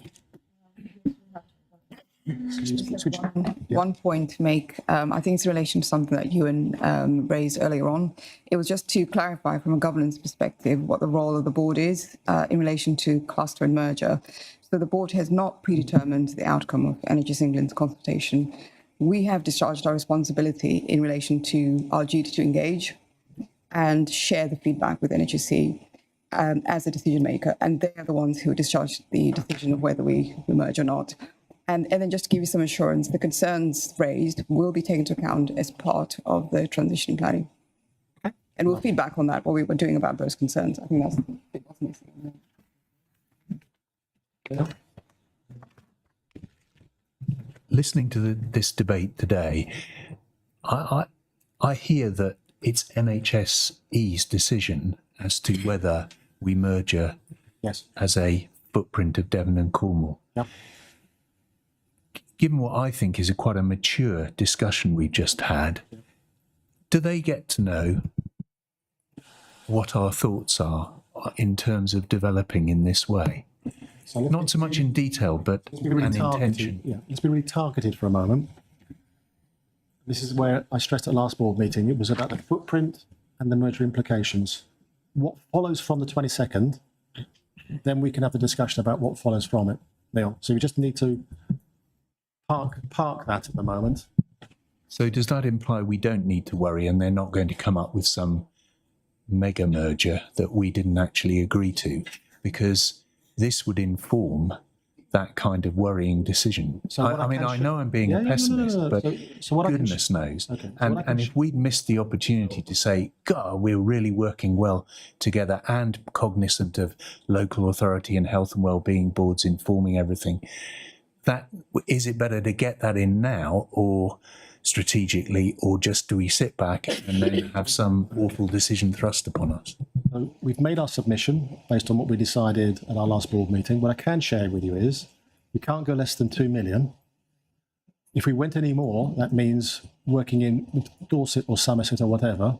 If we did that, that would unpack those. And what I can share with you, having spoken to the regional director, is the 3 clusters are taking forward the footprints that we've got now to NHS National. It's still not region's decision, by the way. No, I know. All right, this is the national who will consider our view, the other 2 clusters' view in the southwest, and then I'm sure Sue will make a recommendation from a regional director perspective, but ultimately the decision will be taken by the national NHSE team, and that is what we wait for on the 22nd. What I think is probably going to be a very interesting discussion on the 24th, Susan, is quite what we then do as a result of that in our journey. Let's assume for one moment there is a merger. What does the 1st of April look like in terms of the governance, the setup, the arrangements, etc., as we go forward? So I think there's a lot to run, because by the time we get to that point, I'd like to think as we go through September, October and November, we'll be clearer on any changes to the NHS modernisation bill that we would need to take into account, because that's what will replace the Health and Care Act. And again, until we know that, we could spend all our time looking to the stars and second guessing. All right. I think that was a rich discussion. Thank you on that. It's difficult, isn't it, with so many lenses to try and coalesce. But I think and thank you to you and your team, Chris and to Susan, because I know you spent long hours in the office and talking to lots of partners to get to that position, and I'm sure the 24th will be a rich day as well. Okay, thank you ever so much. Colleagues, now, let's go on that on the basis that with an hour to go in a public meeting, like I said, I thought that was probably one of the most important discussions, but there are other key discussions. So I'm going to come back to the agenda. Shall we in our mind's eye try and imagine it's 10:40?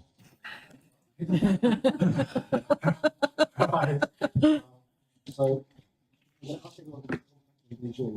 Is there anything on the Chief Executive's report that you would like to alert everyone to? I think we've covered most of what's in the Chief Executive report. The only thing I would like to highlight, Chair, if that's okay, is the recent Baroness Amos and Donna Rockenden report in relation to maternity and neonatal services. Really important pieces of work, and they stress the importance, and which is one of the reasons why Lucy is leading the customer journeys, is around feedback. And what families are saying to us, have been saying and are saying in the future. And I think it really needs to be taken in light also of Lord Mann's report and the recommendations that have come out of that. So we're working with our providers. They've all been instructed to do a self-assessment.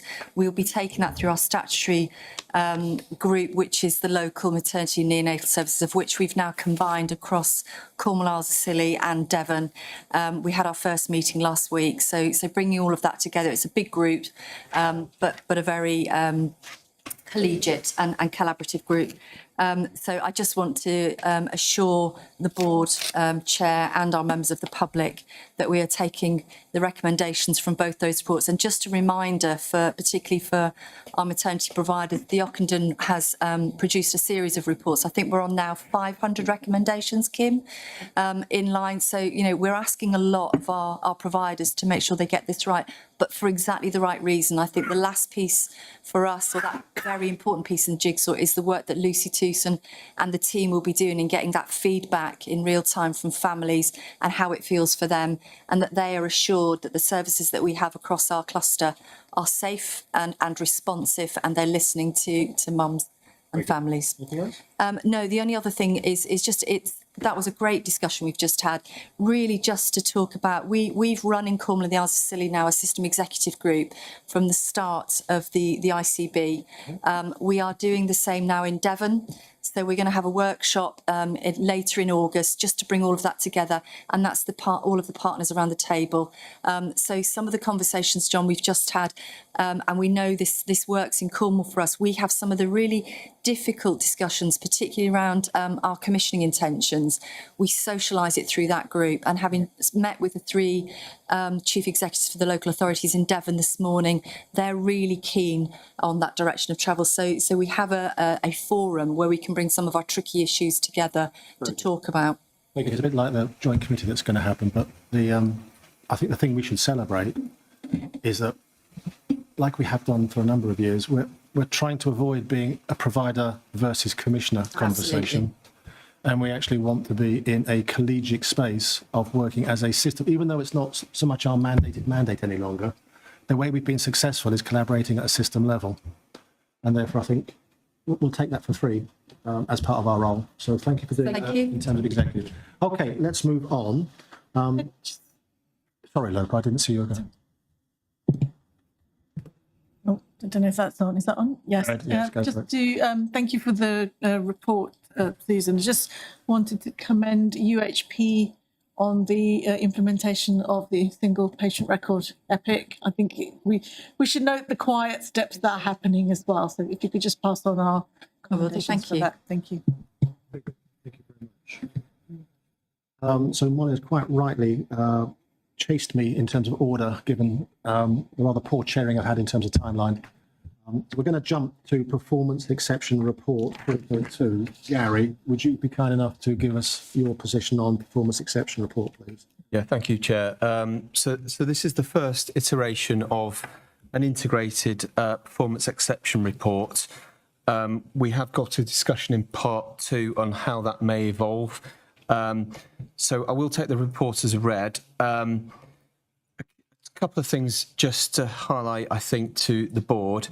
The challenging UEC performance at both RCHT and UHP, particularly the number of 12-hour waits. Both organisations have received formal letters from NHS England, and that's been included in the papers. I'll just say the three, if I may, Chair, I'll just say the three key issues, and then I'll come on to what we're doing about those. Also, in the last 48 hours, we've also received a formal letter from UHP citing their challenging no criteria to reside position. Again, we'll need to work through that because that has only just landed. And then the third element is the elective RTT performance. So we haven't actually received any updated reporting. There's a big lag on this from NHS England, like there always is.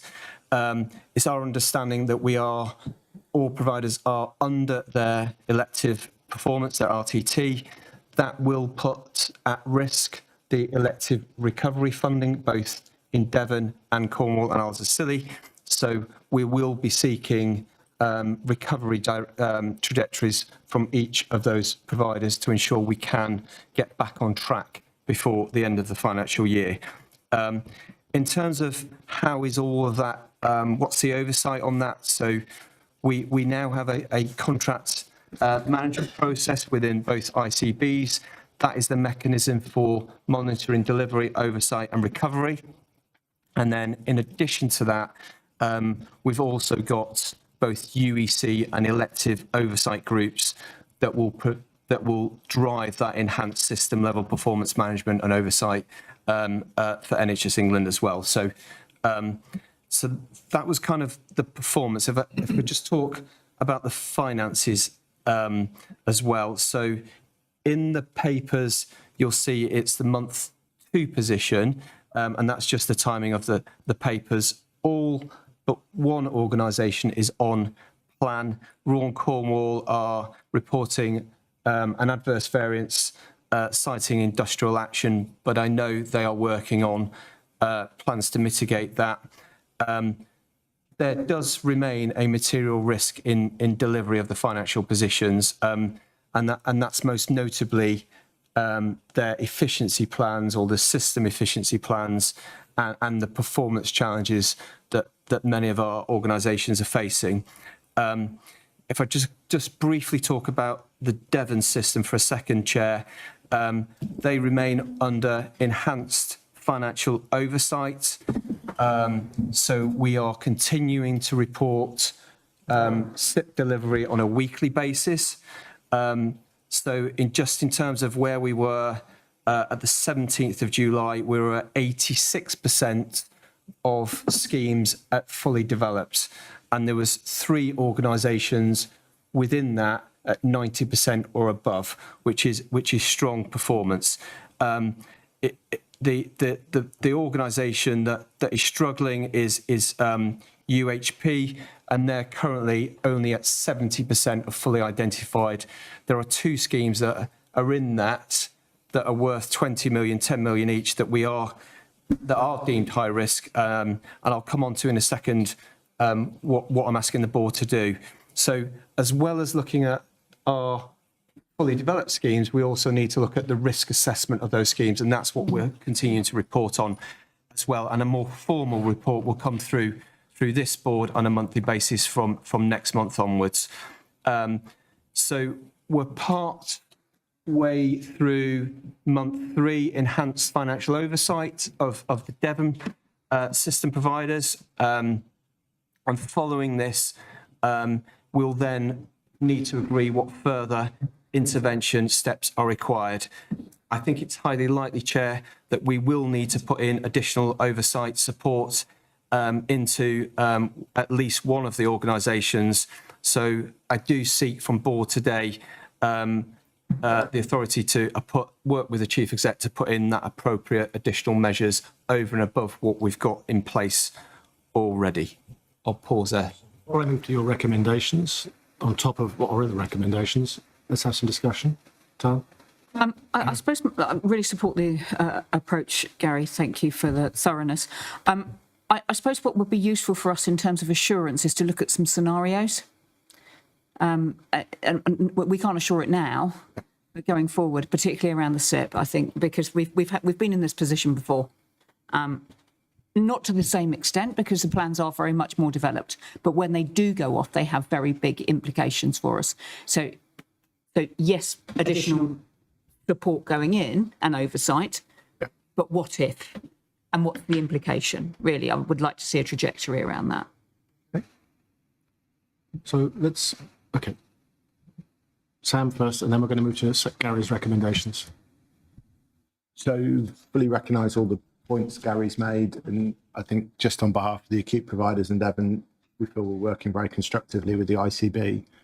I think just on the RTT point, it's really important to pull out that we're all behind on RTT, but I think the majority of the trusts are doing the contracted activity.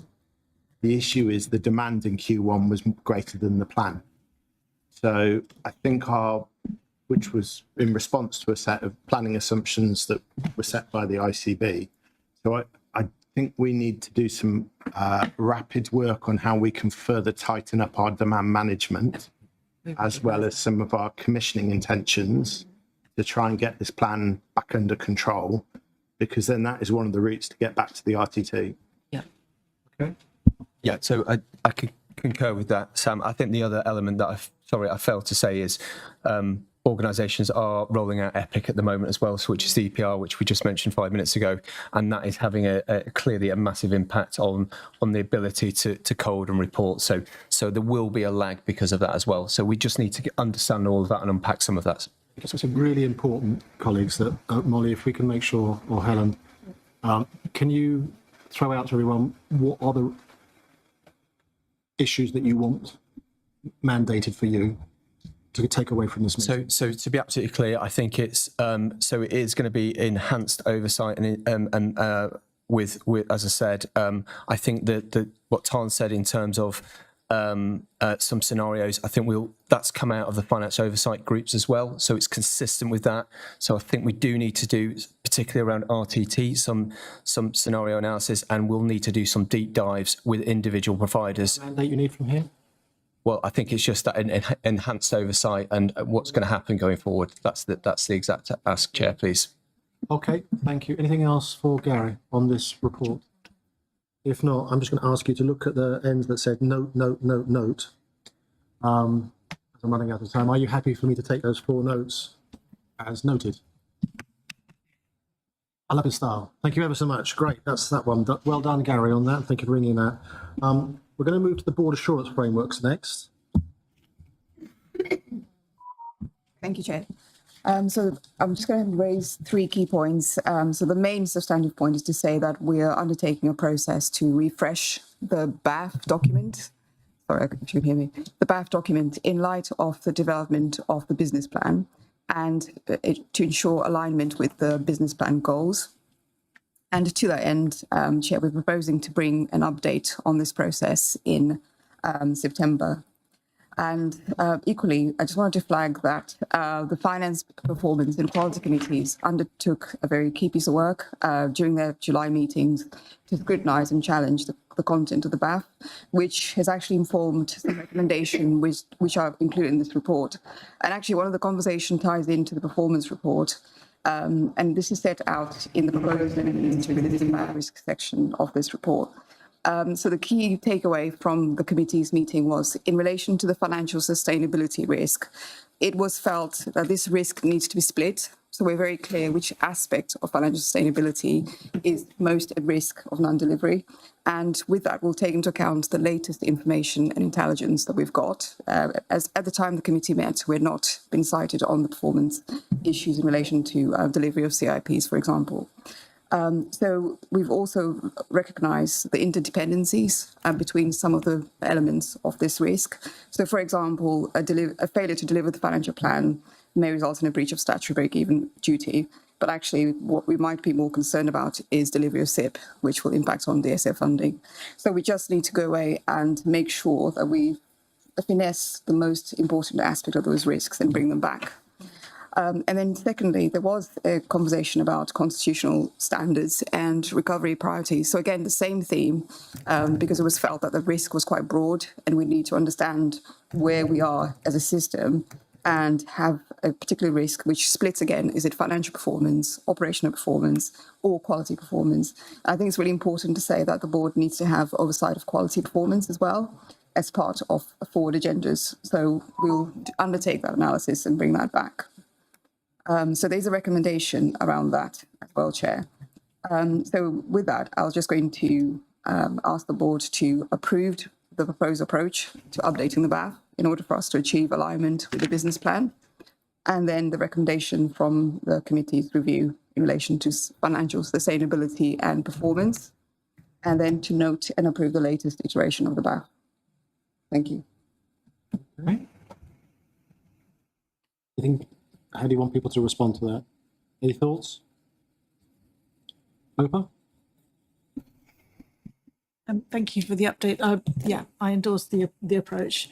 The only comment I wanted to make on performance, if we look back retrospectively, one of the issues we've had on performance is often we are not all looking at the same version of the truth.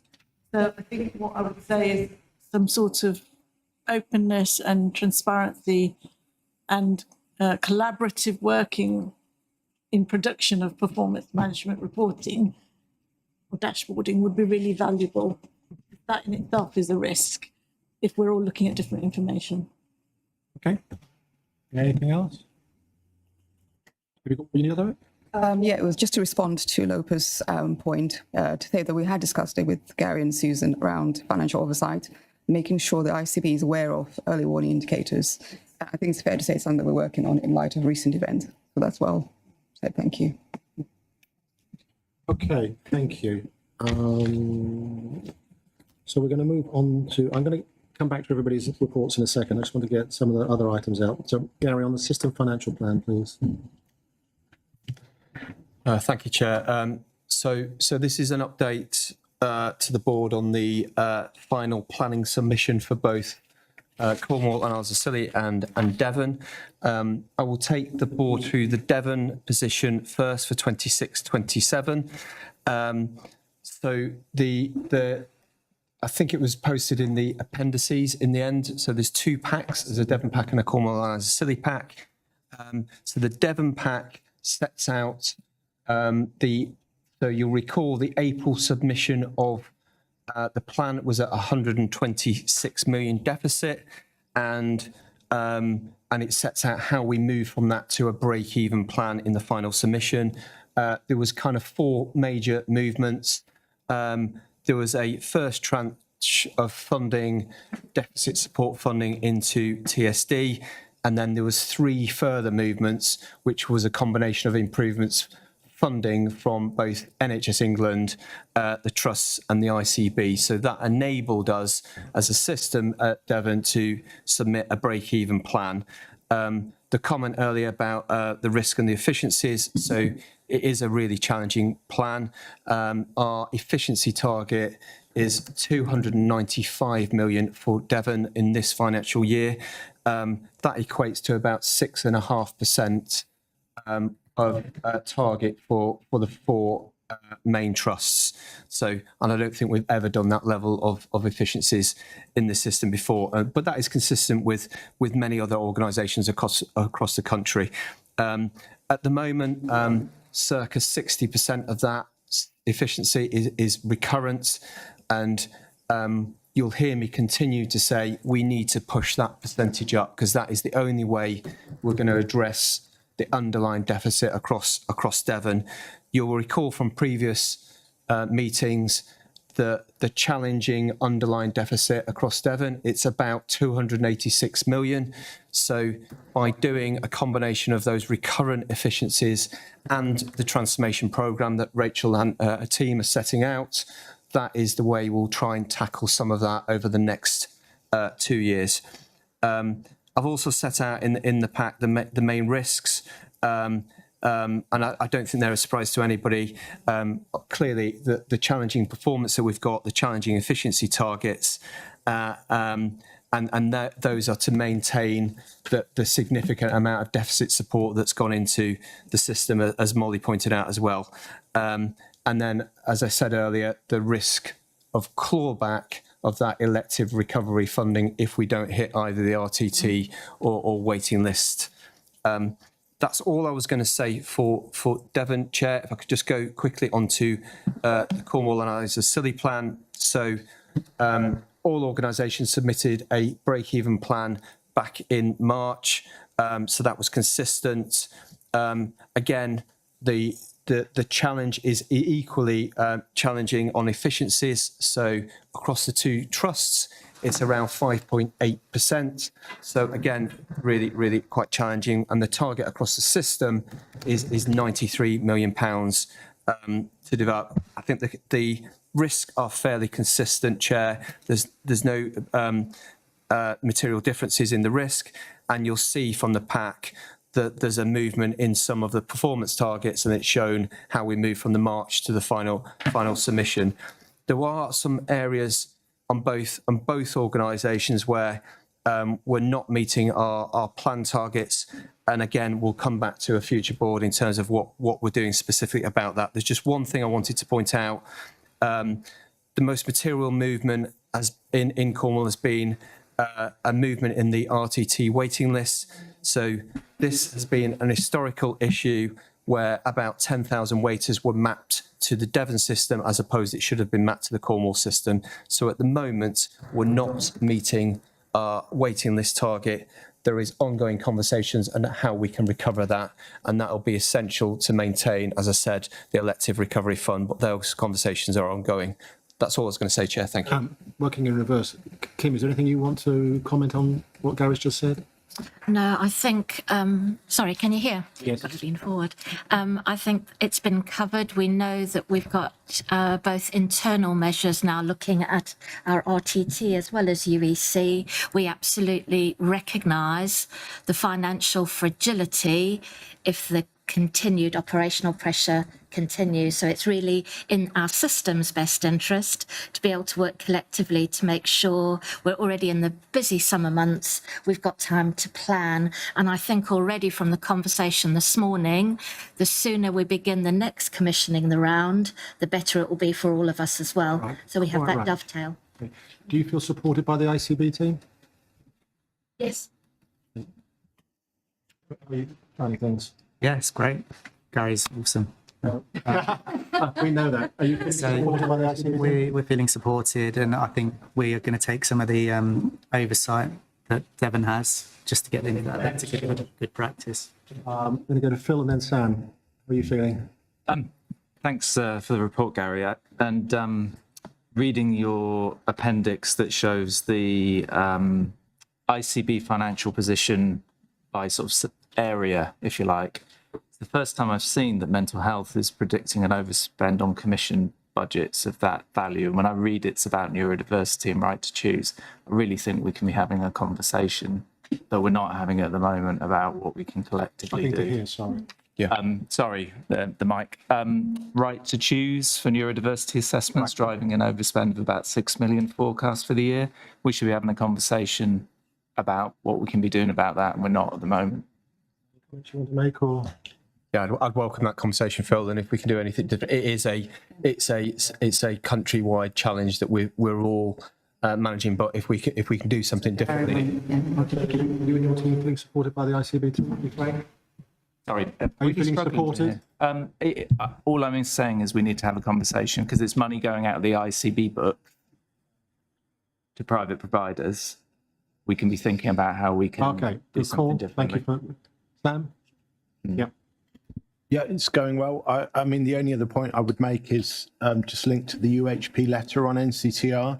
We've done a bit of work on high-performing providers in England in the NHS, and all of them have around about 6% or less NCTR. Currently, our NCTR in East Devon is 17%.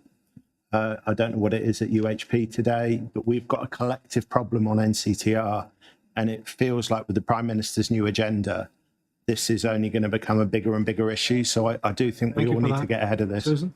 The benefit of doing the financial oversight groups plus all of the interactions, which I appreciate, Phil, is not enough at this point. We've picked that up, and it's just a problem. It's as much of a problem in Cornwall and the Isles of Scilly as it is in Devon. So I think there is something that we should be doing. This is one of those issues, Sam, I think we should be taking through our system executive groups because we'll have local authority at the table to agree, and also having Rachel and Chris there around the transformation neighbourhoods, because we do need to do something before winter. This can't continue as it is. Ewan Smitesh? Yeah, thank you. It's with the waiting times that it highlights the dependence of Cornwall residents on a provider outside of our area, and sort of how we can get assurance from the board about how we enact the meaningful reduction in waiting times for Cornwall patients in another provider outside of the Cornwall footprint in the trust as well. Sorry, Ewan, I was struggling to hear. Are you talking specifically about the out of area? Can everyone just speak slightly closer to the mic? So It's struggling what to we hear have them. is the revision is not the issue. It's the fact that we have a large amount of residents in Cornwall who are reliant on a Devon provider, and how as a board we can actually assure Cornwall residents, and thinking Health and Wellbeing Committee in common, in actually we're seeing meaningful reduction of waiting times for Cornwall residents who are reliant on a Devon provider. Did you want to respond? I think this is part of our BAU, if I'm honest, Ewan. If there's a specific issue that we need to bring to board, very happy. But I think certainly executives within providers understand the issues. And it's, I hate to say it, it's one of the benefits of coming together and working more closely together.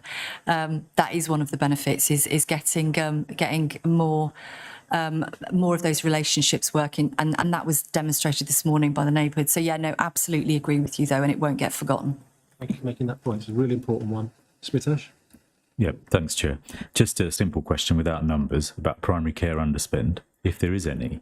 We've noted in the past across various systems that sometimes primary care underspend is used to pad out the ICB break-even financial position, if you like.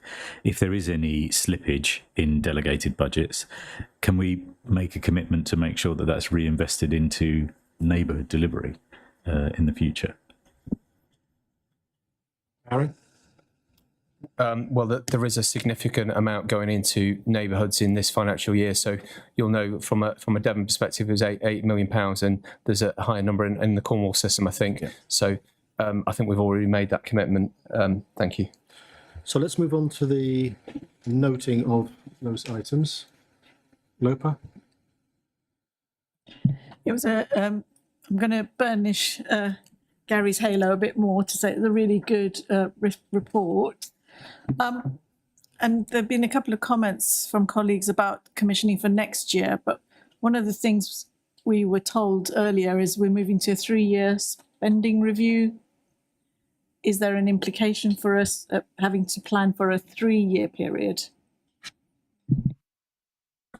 Well, Rachel might want to come in on some of this. So just let me take the first bit of that, if I may. So we've already started the planning process for 27-28. So all providers across the Devon system have been given a target of achieving 50% of their STIPs to be fully developed by the end of September. Now, that is going to be really challenging. Let's be clear about that. But if we get some way towards that, it'll put us in a much better position from this financial year. We have said we will not refresh the 3-year plan from a system perspective until we've either, one, got through phase 2, and I know, John, you're keen for us to do this. I think we've said we'll pick it up in September once we've got back through phase 2. But at the moment, the plan that we submitted, you're right, we are on, I think we're on year 2 of that year 3 plan that we submitted back to NHS England. Yeah, I mean, there's a lot of pieces of work going on that we talked about. How do neighbourhoods impact across the 3 years? The transformation programme in Devon, the pipeline of work in Cornwall. So I think to Garrett's point, the work is ongoing. I think how we pull that all together, open to that refreshed 3-year plan alongside any national. I'm interested to see what the national planning framework looks like with so much change going on. And as you say, John, some statements made there, both about neighbourhoods and other things that might be more ambitious. So I think we can certainly around November bring something to the board. So it's just shifted a little bit because, as you say today, we've got to get that sort of landing of the focus for this year, the next 6 months, and really securing year 1, because as Gary said, that then year 2, year 3 follow on from that. Thank you.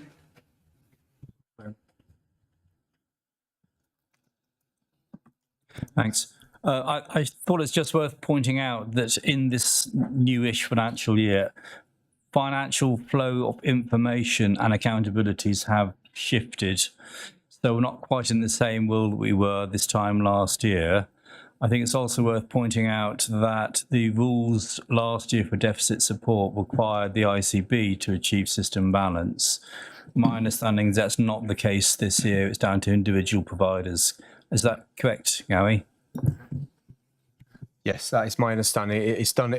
So the way it works at the moment, it's done in advance of the quarter. So it's quarterly. It's paid in quarterly amounts, and it's done in advance of the forward quarter.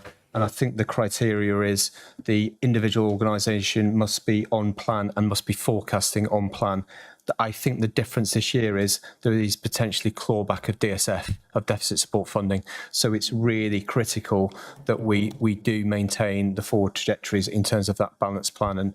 And as everything's been said today, we're working in partnership with all our system providers to try and support as best we can. For me to move to the recommendations? Okay, so there are 1, 2, 3, 4, 5 notes at the bottom of your page. I'm not going to read them all out. Are you happy for me to note those 5 items?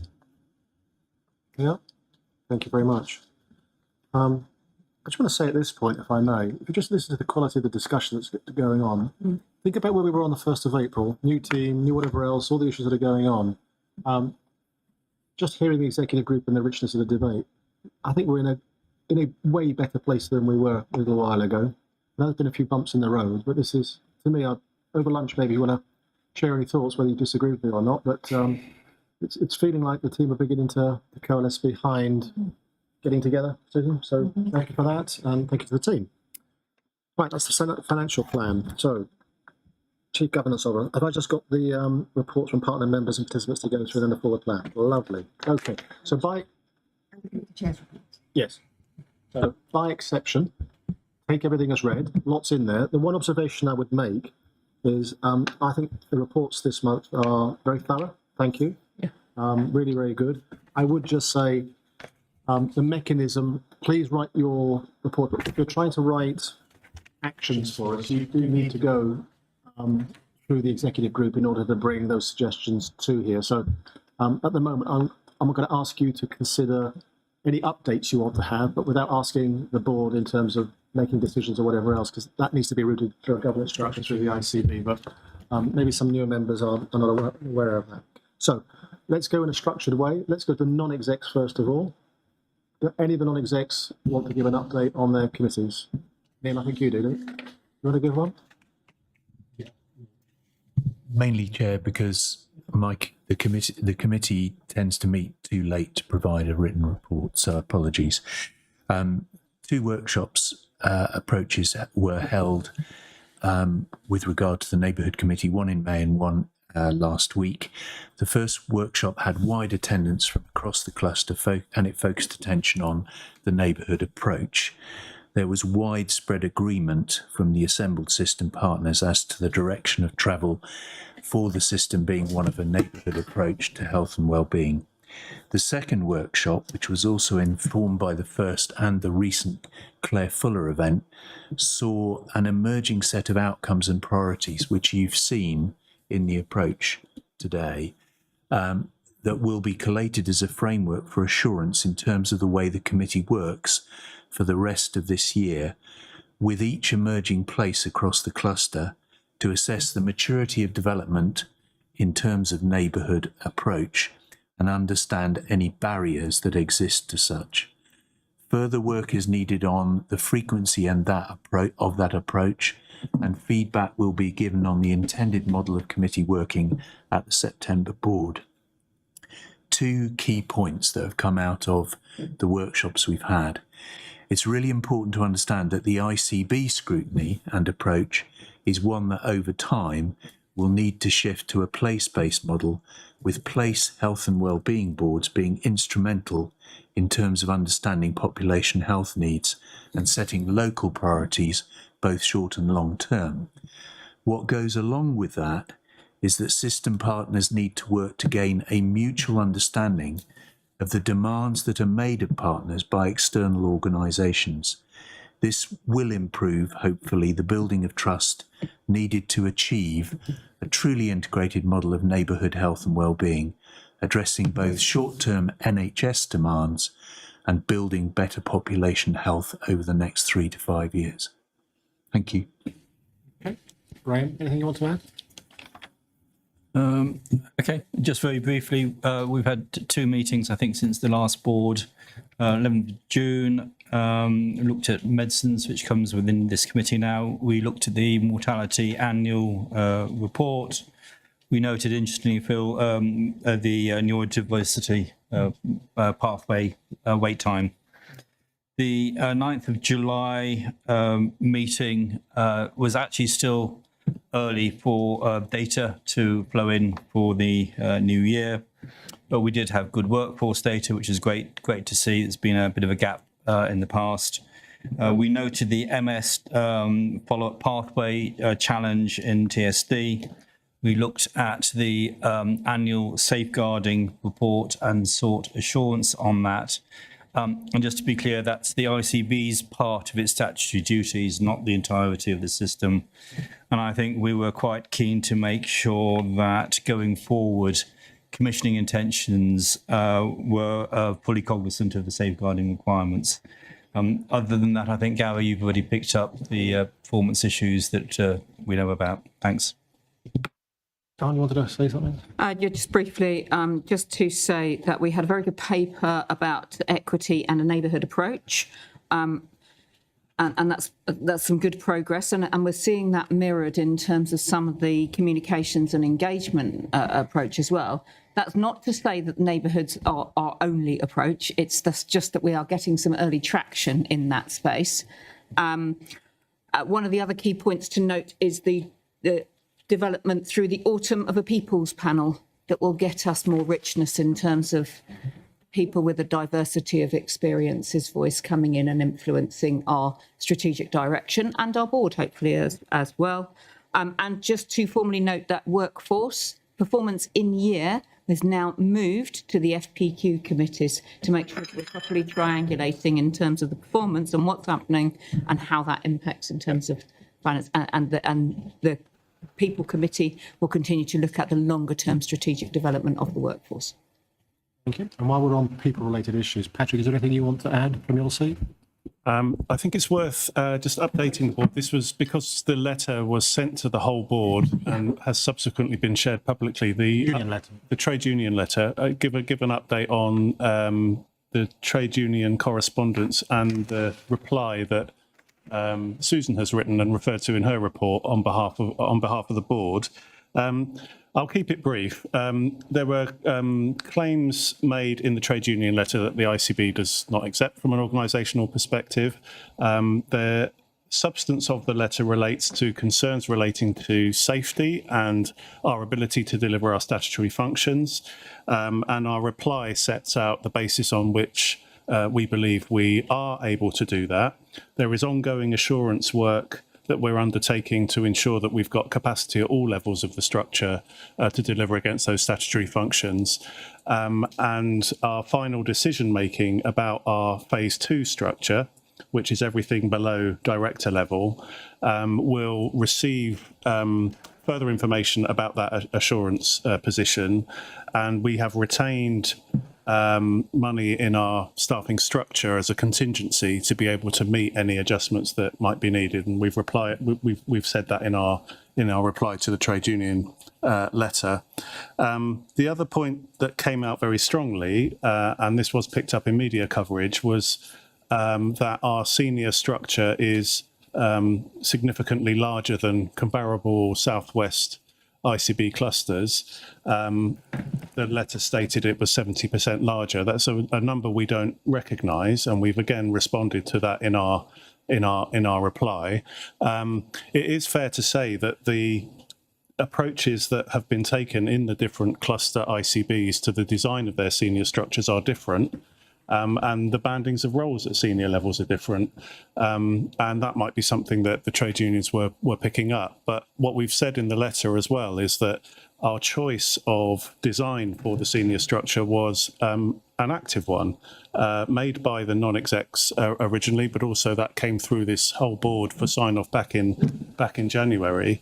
It was really about ensuring the senior leadership capacity to meet the changed strategic direction of the ICB. Some of the debates this morning have warranted the direction in which we're going to be moving. So again, the point of raising it here is to say that we've responded to those points in the letter, and that letter has been shared as part of the pack for this meeting. The final point, and I think where we do acknowledge and definitely agree with trade union colleagues is the protracted nature of this change process. John's referred to this being something that wasn't of our choosing, and the scale of the reductions and the pace of them being required is significant and has had a significant impact on colleagues affected. So we do have some sympathy with trade union views about that, and I think it's fair to say we've adjusted our approach in light of their feedback. Where we've got common interest is bringing phase 2 to a conclusion as swiftly, as fairly and as safely as possible, and we're looking to be doing that through August. So there's more information if board colleagues want to see that in the letter response. But yeah, just wanted to make sure that that was acknowledged publicly. Anything else from non-execs? Do you want me to just do the Cornwall bit? I suppose similar to Graham, good now data on people and whole time equivalents, which is great to see. First time I've had it, so good in that respect. In terms of money, just to follow up, what was said around slight overspend relating mainly to industrial action, we should make the point that the projection actually to the year end is still break even for Cornwall, or certainly was at that time.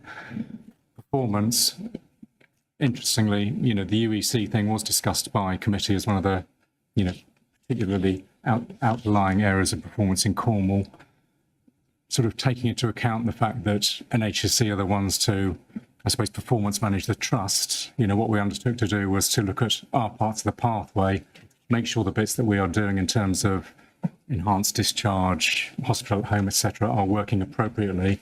We're sort of covering our bases.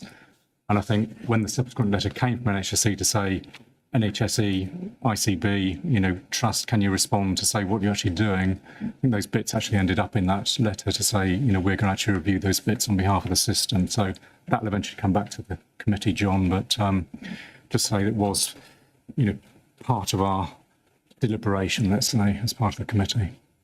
What you just made me think about, it's not necessarily with your committee stuff, but maybe, Susan, if you're happy with this, we'll minute this. I've been part of a discussion with the regional chair and chief exec group across the 3 clusters about how region and us and the providers work in terms of performance management. Yeah. I think we need that in writing so that we actually have like a handshake of this is what we think it is, such that they think that's what they think. So could I ask you if it's all right to actually get in something writing for the 24th of September? What is the triangle of union of support? Because the providers don't want to have to answer to us and have another meeting to answer to them, and we don't want to get slightly different information than they get. But we have agreed, as chairs and chief exec, we'll join this up with region. So one of the things I would say is that we should have therefore the same information that region have too in this process. And I'm not so sure we're getting it as early as region are. So I think there's quite a few things in that process. Happy with that? Yeah, if you could minute that, I'd be grateful, Phil. Yeah, would really well. And that, John, because Sam and I particularly are on the end of lots of similar meetings at the moment. Whilst everyone's finding their feet, but it's not getting any better at the moment. So that would be very well. Yeah. If you'd be kind enough from your seat and from Sam's seat, would you plug into that with Susan to make sure that it's not just an ICB response to region, it is a combined provider and ICB response, and region then say, yes, we agree with you. Because as we get into the heated battle of the second half of the year, that's when possible more performance management will kick in, and that's when we don't need more meetings with you and you with us and whatever. We have to work streamlined, everyone. I know you know that, but we've got to make a few decisions to cut out some of the processes that are going on at the moment. Lopa. Should I just give you an update on audit and risk? Yes, Would that help? So you will have seen there's a paper which has been kindly written by Graham and Martin to get us to completion for the accounts. We received a satisfactory assurance both for internal audit and external audit, so all credit to both systems and both teams. The only other thing I wanted to say on audit and risk is we are one committee that has been operating in common across the cluster. So if you require some proof that it can work, it can work. There is also a system audit chairs forum, and I'd like to thank all the audit chairs from all the providers who've been giving their resource and time and energy to that forum, because that is unearthing where we might actually have oversight of risk across the cluster, to help us, for example, have a singular shared BAF, perhaps. Certainly have similar risk registers, so we have good line of sight across the cluster. One of the things that I learned, and thanks to RDUH for inviting me to their meeting, is that there is actually a governance of shared services, for example.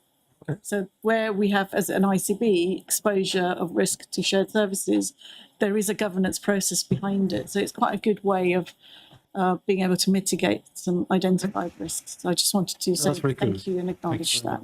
Thank you. So let's move on to statutory board partner members. Take your papers as read. Does anyone who's a statutory partner member want to make any comments? Sam? Yeah, I'll take my report as read, Chair, and I just wanted to say two things. Lopa's actually already picked up the first one, which was to just congratulate UHP on their successful rollout of EPIC last week. But the other thing I just need to bring to the board's attention, which has happened subsequent to us issuing this report, is I've had to announce a planned temporary suspension of maternity services in North Devon. This is a decision that we haven't taken lightly, but is due to gaps in both the consultant rota and the tier 2, so that's a senior registrar rota below it, over August and September. We've been working really closely with colleagues at the ICB and the comms team. There's obviously a lot of engagement going on, and our public commitment is to reopen that service as soon as it is safe to do so. We've also got some national support from the MNIST team joining us at the beginning of September as well to provide an independent and objective view on safety. It's obviously a very concerning issue for residents in North Devon, as well as residents further afield at the moment. And we are actively speaking to each woman, starting with the women over 34 weeks, to work with them on what their alternative plans might be. So really happy to take any questions offline or pick up any questions, ma'am. Yep, thank you. Smitesh? Yes, thank you, Chair. Just a couple of points that are probably omitted from my report. One was around the second phase of BMA collective action for general practice, around pushing back on shared care agreements, which might affect some of our other providers and obviously patients as well. And the second thing was just to mention the NHS consultation around the two new neighbourhood contract models, SNPs or single neighbourhood providers, and multi-neighbourhood providers is out and closes on the 10th of September. So we're encouraging all general practice partners and other stakeholders to be involved in that process to inform how neighbourhood contracting models might look moving forward. Thank you. Thank you. Frank? Just to say on my report, I'm afraid there's a typo on page 4. It wasn't from the VCSE. I'm not quite sure how that got in there. General practice continues to perform well. You can see the patient feedback. Obviously, we've got to do some work around dentistry because they are significantly below national target. The GP Devon-wide CIC is now an entity, and it is great to have that across the line. The outline business case for the primary care collaborative, which would be a CIC, is being revisited. While I've got the floor, I'd just like to go back to the point that Smitesh made. Gary said we had a substantial investment into primary care and into neighbourhoods. Claire Fuller was suggesting we should have 1% of the spend. We this year have managed 0.25%, and the breakdown of that is when you look at the breakdown of it, it's not quite the sum that we've been told. So the ask of saying, can we commit to primary care funding that isn't spent going towards neighbourhoods for the future, I think is a reasonable ask, especially when we get delegated commissioning for things like dentistry. if we're going to try and get anywhere near the 1% or 35 million, we have to have some commitment to where that is going to come from. I just remind everybody, private care, certainly in Devon, was under FareShare's budget for a long time, and has not created the deficit. So, I do think it's a reasonable ask for the year going forward to consider where we will find the money for neighbourhoods. So thank you, Frank. So Frank, we are starting to set out our commissioning intentions for. We need a discussion internally first, but there is my intention, if we can agree it as part of the board, to commit an increase in the percentage that will go into both community, primary care, left shift. But those discussions need to happen internally first, and I'm happy to bring that back. I think we're bringing those back to a September. Yeah, the commissioning intentions will come to the board in September. Part of that commitment. So I don't think I can sit here today and say that, Frank, but going forward, we'll come back and certainly set that what the intentions are to going forward. So I know how important it is. Understood. Things that I think I'd like to add to that is how much will we have spent in the current year? Because we had a commitment. Have we exercised it? And Neil and colleagues from Cornwall will know my position on this constantly, which is we can easily spend money, everyone. Is it actually making a difference? Yeah. So we have to track the spend we've got this year to make sure we're spending it in the right way, because spending it and not having the outcomes doesn't make for great commissioning. So you need to, before we get to the commissioning window for next year, finishing it off, certainly would like us to support the idea of greater percentages of the left shift, but it has to be based on, is it being spent wisely and having an impact? Because if not, it's just spending more. And certainly colleagues like Phil and Sam and Kim and others will be straight on our backs, basically saying, well, it hasn't done the left shift, it hasn't worked, and we're falling over. So let's go Kim first, actually, and then Ewan. Oh, thank you. I'm going to take my report as read, but I just wanted to acknowledge. Oh, sorry, Kim, just sorry. Just while we're on this particular point, before we move on, did you want to talk, Chris, about this particular point? I just wanted to emphasise the point that Frank makes in here. So my suggestion is we take it offline, because that's an active conversation that has Rachel's input, the finance team's input, and the GP collaborative. So there is plans to roll out and have those attention to outcomes. Yeah. Ewan, was yours on this point? It was in relation to underspends and funds, to remind that in Cornwall, we, Public Health under Section 256, took underspend to do on inequalities funding, which we're still doing. One of those successes in dental oral health prevention stuff. So that actually, in looking at underspend and reprofiling it, I'd also put a call into local authorities where we can actually contribute to wider health inequalities and prevention work, actually bringing it over, because we can also protect it through years. Just before I move on, Kim, just before we do, I want to state the obvious. As statutory board director, our first duty, of course, is to not overspend. Okay, so if we take it in the order of events, Gary, with your hat on, you need to make sure that we fill that bandwidth, and then you can have the conversation then about how we execute the rest of it if we're within that envelope. I know we all know that. I just thought I'd say it. Kim. Yep, thank you, Chair. I just wanted to acknowledge. Can you lean in? Oh, sorry. I just want to acknowledge the system response to the recent heat waves, especially our SWAST colleagues who saw exceptional seasonal demand. And I think that leans even further into the neighbourhood conversations we've been having to move at pace and not lose sight of. And whilst we have spoken, and I won't labour the point about exceptional operational demand, waiting lists, crowding, at the end of this is poor patient experience, and we shouldn't lose sight of that. So thank you. Thank you very much. Report, just stay with me. Is there any other statutory director? Yes.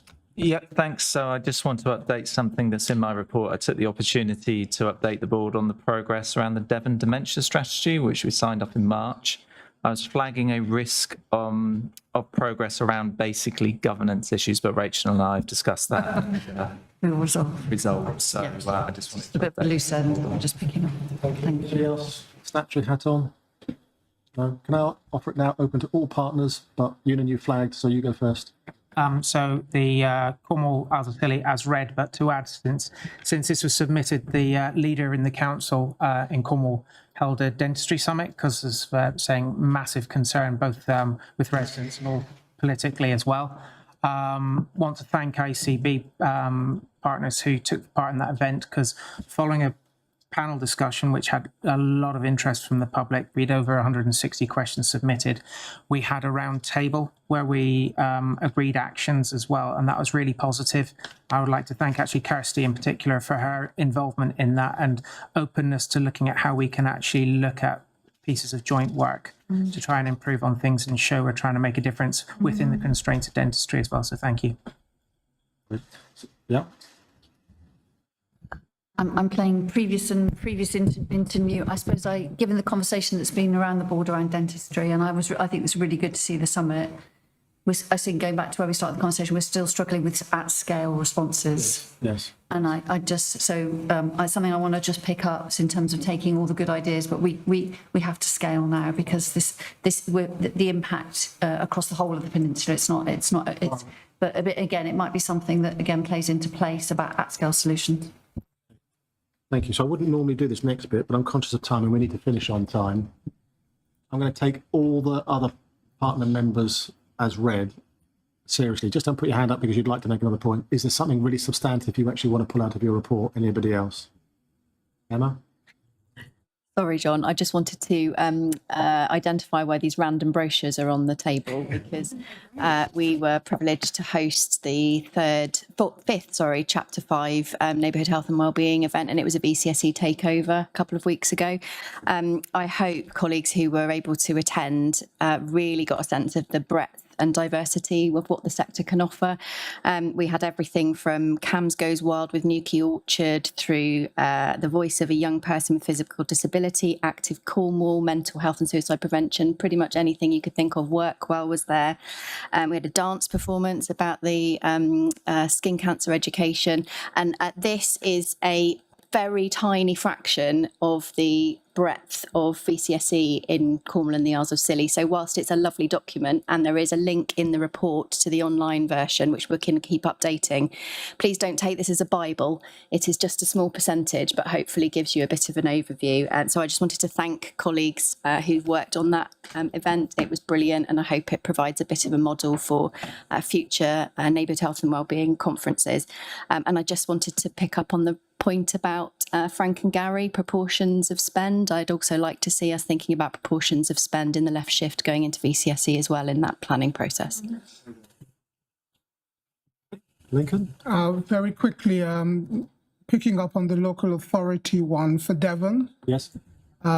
Just to draw your attention to the contribution by our children's directors, and just the sheer number and breadth of reforms that they're going through at the moment, and be mindful of that when we are thinking through some of our other changes as well. Very good. Okay, can I draw a veil over that part of the session then? Good. I'll move to the forward. Thank you everyone for your reports. Let's move to the forward plan. Now on the forward plan, I think if it's all right with everyone, as we're in a bit of a restart from today, I think it's probably a good idea if I sit down with Susan and Molly after today, but within the week we actually get out the agenda for September. What I'm going to suggest is, can each of you as board members, if you think you need us to have something on the agenda for September that isn't currently flagged on there, will you go to Molly first of all, and then Molly, you speak to the management team through Susan, and then Susan, you and me can agree. We want to get into the discipline of not just having a forward plan and then ignoring it. We would like to get into a forward plan that becomes the plan for the board. And one of the things we're determined to do is to actually get us focused on the priorities of the board, and then that flows through into our committees and into our executive working. Happy with that? Everybody happy with that? So before I close the board, there's going to be the opportunity for the public to make any commentary. But before I do that, is there anything you want to reflect on this morning you want to add that I may have missed? No? Thank you. Now, I hate saying the public when I know, Dan, you're here, but you are the public with us today. Now, Dan, would you kindly introduce yourself? I'm standing up because I can't see you there.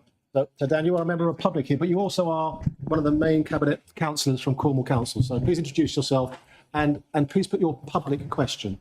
I will.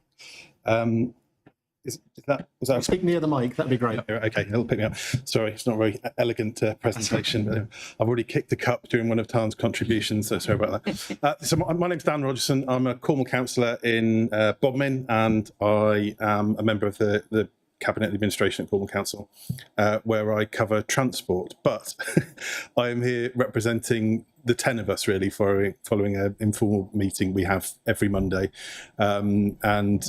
Lee Frost, as leader, couldn't be here for this today, as he is over at the Inter-Celtic Festival in Lorient, where Cornwall is the lead of the Celtic nations for this year. So it's a very prestigious thing. But I said that I would come along to ask this question, yes, which sort of links to what you were talking at the end, but also back to the initial discussion you've had, as you might expect as well. So Cornwall Council have made our objection to the formal merger of Cornwall and Isles of Scilly ICB with Devon ICB very clear. There's a significant concern that the excellent work across Cornwall will be lost if the budget has to address the recurrent deficit in the existing Devon ICB, which will be part of the bottom line of a merged organisation. Can the board provide assurance to the patients of Cornwall and the Isles of Scilly as to how the budget allocation will be protected for them if the proposed merger goes ahead? So, thank you for your question. I'll have an attempt at that, and then I'll ask Susan and Gary to assist on it. So we were at pains at the last board meeting, Dan, you wouldn't have known this, but Unum was there, to make the very strong point that the discussion on the merger issue was relating to the merger footprint. We restricted that conversation completely to money, execution, or whatever, because it's way too premature to have a conversation until we know whether we are going to be merging or not. So we have focused our time and energy on the footprint. We limited our response on the 14th of July to NHSE, focused on the footprint. And I'm hoping that, as you were kind enough joined us all the way through the public meeting, you heard us, and particularly me, actually say, once we know whether we are going to be merging or not, and it was so important to actually have Chris's paper on places as part of that. And I hope that you can take back to Lee, the leader, and to your colleagues, you can see the commitment that we've actually got to having now identified our 4 places today. Gives us the opportunity now, once we know from the 22nd of September what the merging is, how then do we go about constructing in a post-merge footprint, the governance, the finances, all of that. What we're trying to do at the moment is not second guess everything. What we want to try and do is to wait until we know whether we're merging, and another bit of information we need to have is what is going to be in the likely NHS modernisation bill, because that will help us construct the way we're going forward. What I would say, because we're in public session, and I can't quite remember whether you were at the meeting where I last attended. I think it was the Health and Scrutiny Committee on Health and Wellbeing. Was it Health and Scrutiny I last came to? Yes. Yeah. I will say it again because I have said it to your council colleagues, Dan. We have to remember that 20% of our population in Cornwall actually gets its secondary care from Devon, and nearly 100% of Cornish residents get their tertiary care from Devon. And if we think about patient flow, and I live on the Cornwall-Devon border, I don't want to be in a political fun fight between whether I'm Devon or Cornwall. I want my healthcare sorted. And therefore, we have an artificial boundary at the moment that means general practice, as an example, in Cornwall, is actually sending and working with Derriford, most specifically, and they're not joined up. And if we bring up the Tamar Bridge, I'm afraid it's going to mean that we're not putting the patient flow at the heart of our purpose. And I know we have different purposes in life, but what we're trying to do here, Dan, is we're trying to find a pathway that works for both. And until we get to, I say, a decision by NHSE nationally, I think it is premature for us to give any form of commitment at all. I'm not saying we're not going to give a commitment, but how we go about doing that, in what shape or form, I think is premature. But Can I ask the Chief Executive and then the CFO to actually give a view? So I won't labour the point because I think the discussions we've had, it's lovely to meet you, Dan. We've had some great conversations, and I think I'd hope you would take from the conversations this morning, there are really clear plans and oversight in place for, and I suspect what you're referring to is the deficit position that Devon is in and Cornwall and Isles of Scilly is not. However, both ICBs need that financial oversight as well as performance and quality. So very much the onus for recovering that financial position is sitting with our Devon colleagues at the moment. We're not asking Cornwall in any way to be pushing money across the border if that's the issue that has been raised. And the oversight by ourselves as the ICB, but also NHS England, is to support Devon to recover the position, and the neighbourhoods are absolutely intrinsic to that. We know Nuffield produced a research study, their results today, that says that older people are more likely to be the ones that wait 12 hours in an ED department. That's not acceptable. So we have a responsibility to ensure that those people get a better service closer to home, because many of their needs will not be met by an acute trust, and it's the wrong place for them to be. So I don't know whether, Gary, you want to add any more to that, but I think it's a really important point to make about the responsibilities of the funding. Yeah, so the only thing I would add is that all needs to be worked through once we know the outcome of the 22nd of September. There is a significant amount of work to be done from a finance perspective, funding flows, how contracts is going to work going forward, all those items. So, and I think the couple of things that were said this morning was what's the governance and what's the safeguards and what's the how do we work that through? We'll need to do that collectively once we know the outcome of the 22nd. So a huge amount of work to be done, but understand the challenge and what's on. Dan, you won't have heard this. I know Una and Ali, when she was here, will say this, but it is this group around this table. I know it's only a short-term observation, but it is this group around the table who will be setting 27-28 budget. So I think for 27-28, what I can give you some assurance is that this is the group that will set that budget. At the moment, I can't give you a commitment for 28-29 because until we know strategic authority, that still has to be confirmed by Andy Burnham, and whether we've got a mayor in Devon and all sorts of other implications. There are lots of moving parts at the moment, but I hope you've taken some upside from it, particularly on the conversation as a result of Susan and Chris's presentation on place and where we got to on that. So thank you for your question. Anything else anyone would like to ask? Donnie, you're not quite public, but sorry, Dan, yes. I mean, in terms of these cross-border issues, obviously we've had that. I've been around in representative politics for 20 odd years, and I work with North and East Cornwall PCT, Kernow Clinical Group, so I've been through all the architecture. So very aware of those cross-border issues. I mean, the question was around the finance and the position, and I understand that the safeguards you've sort of been able to, or the philosophical position you're coming from there, so that's very helpful. I don't accept necessarily that where that sort of oversight of those things comes from, prevents in any way cross-border working and so on. But that's very good. But thank you very much anyway for giving me. Thank you so much. No other questions? Okay. Well, 7 minutes over after all of that. That wasn't too bad, everyone. Thank you. What we're going to do, I'm going to, if you just stay seated while I make a few comments afterwards. But thank you everyone for today's board meeting. If you would like to close the public session, please, Pete. I'd be very grateful. Thank you very much, everyone. Let me know when we're done, Pete.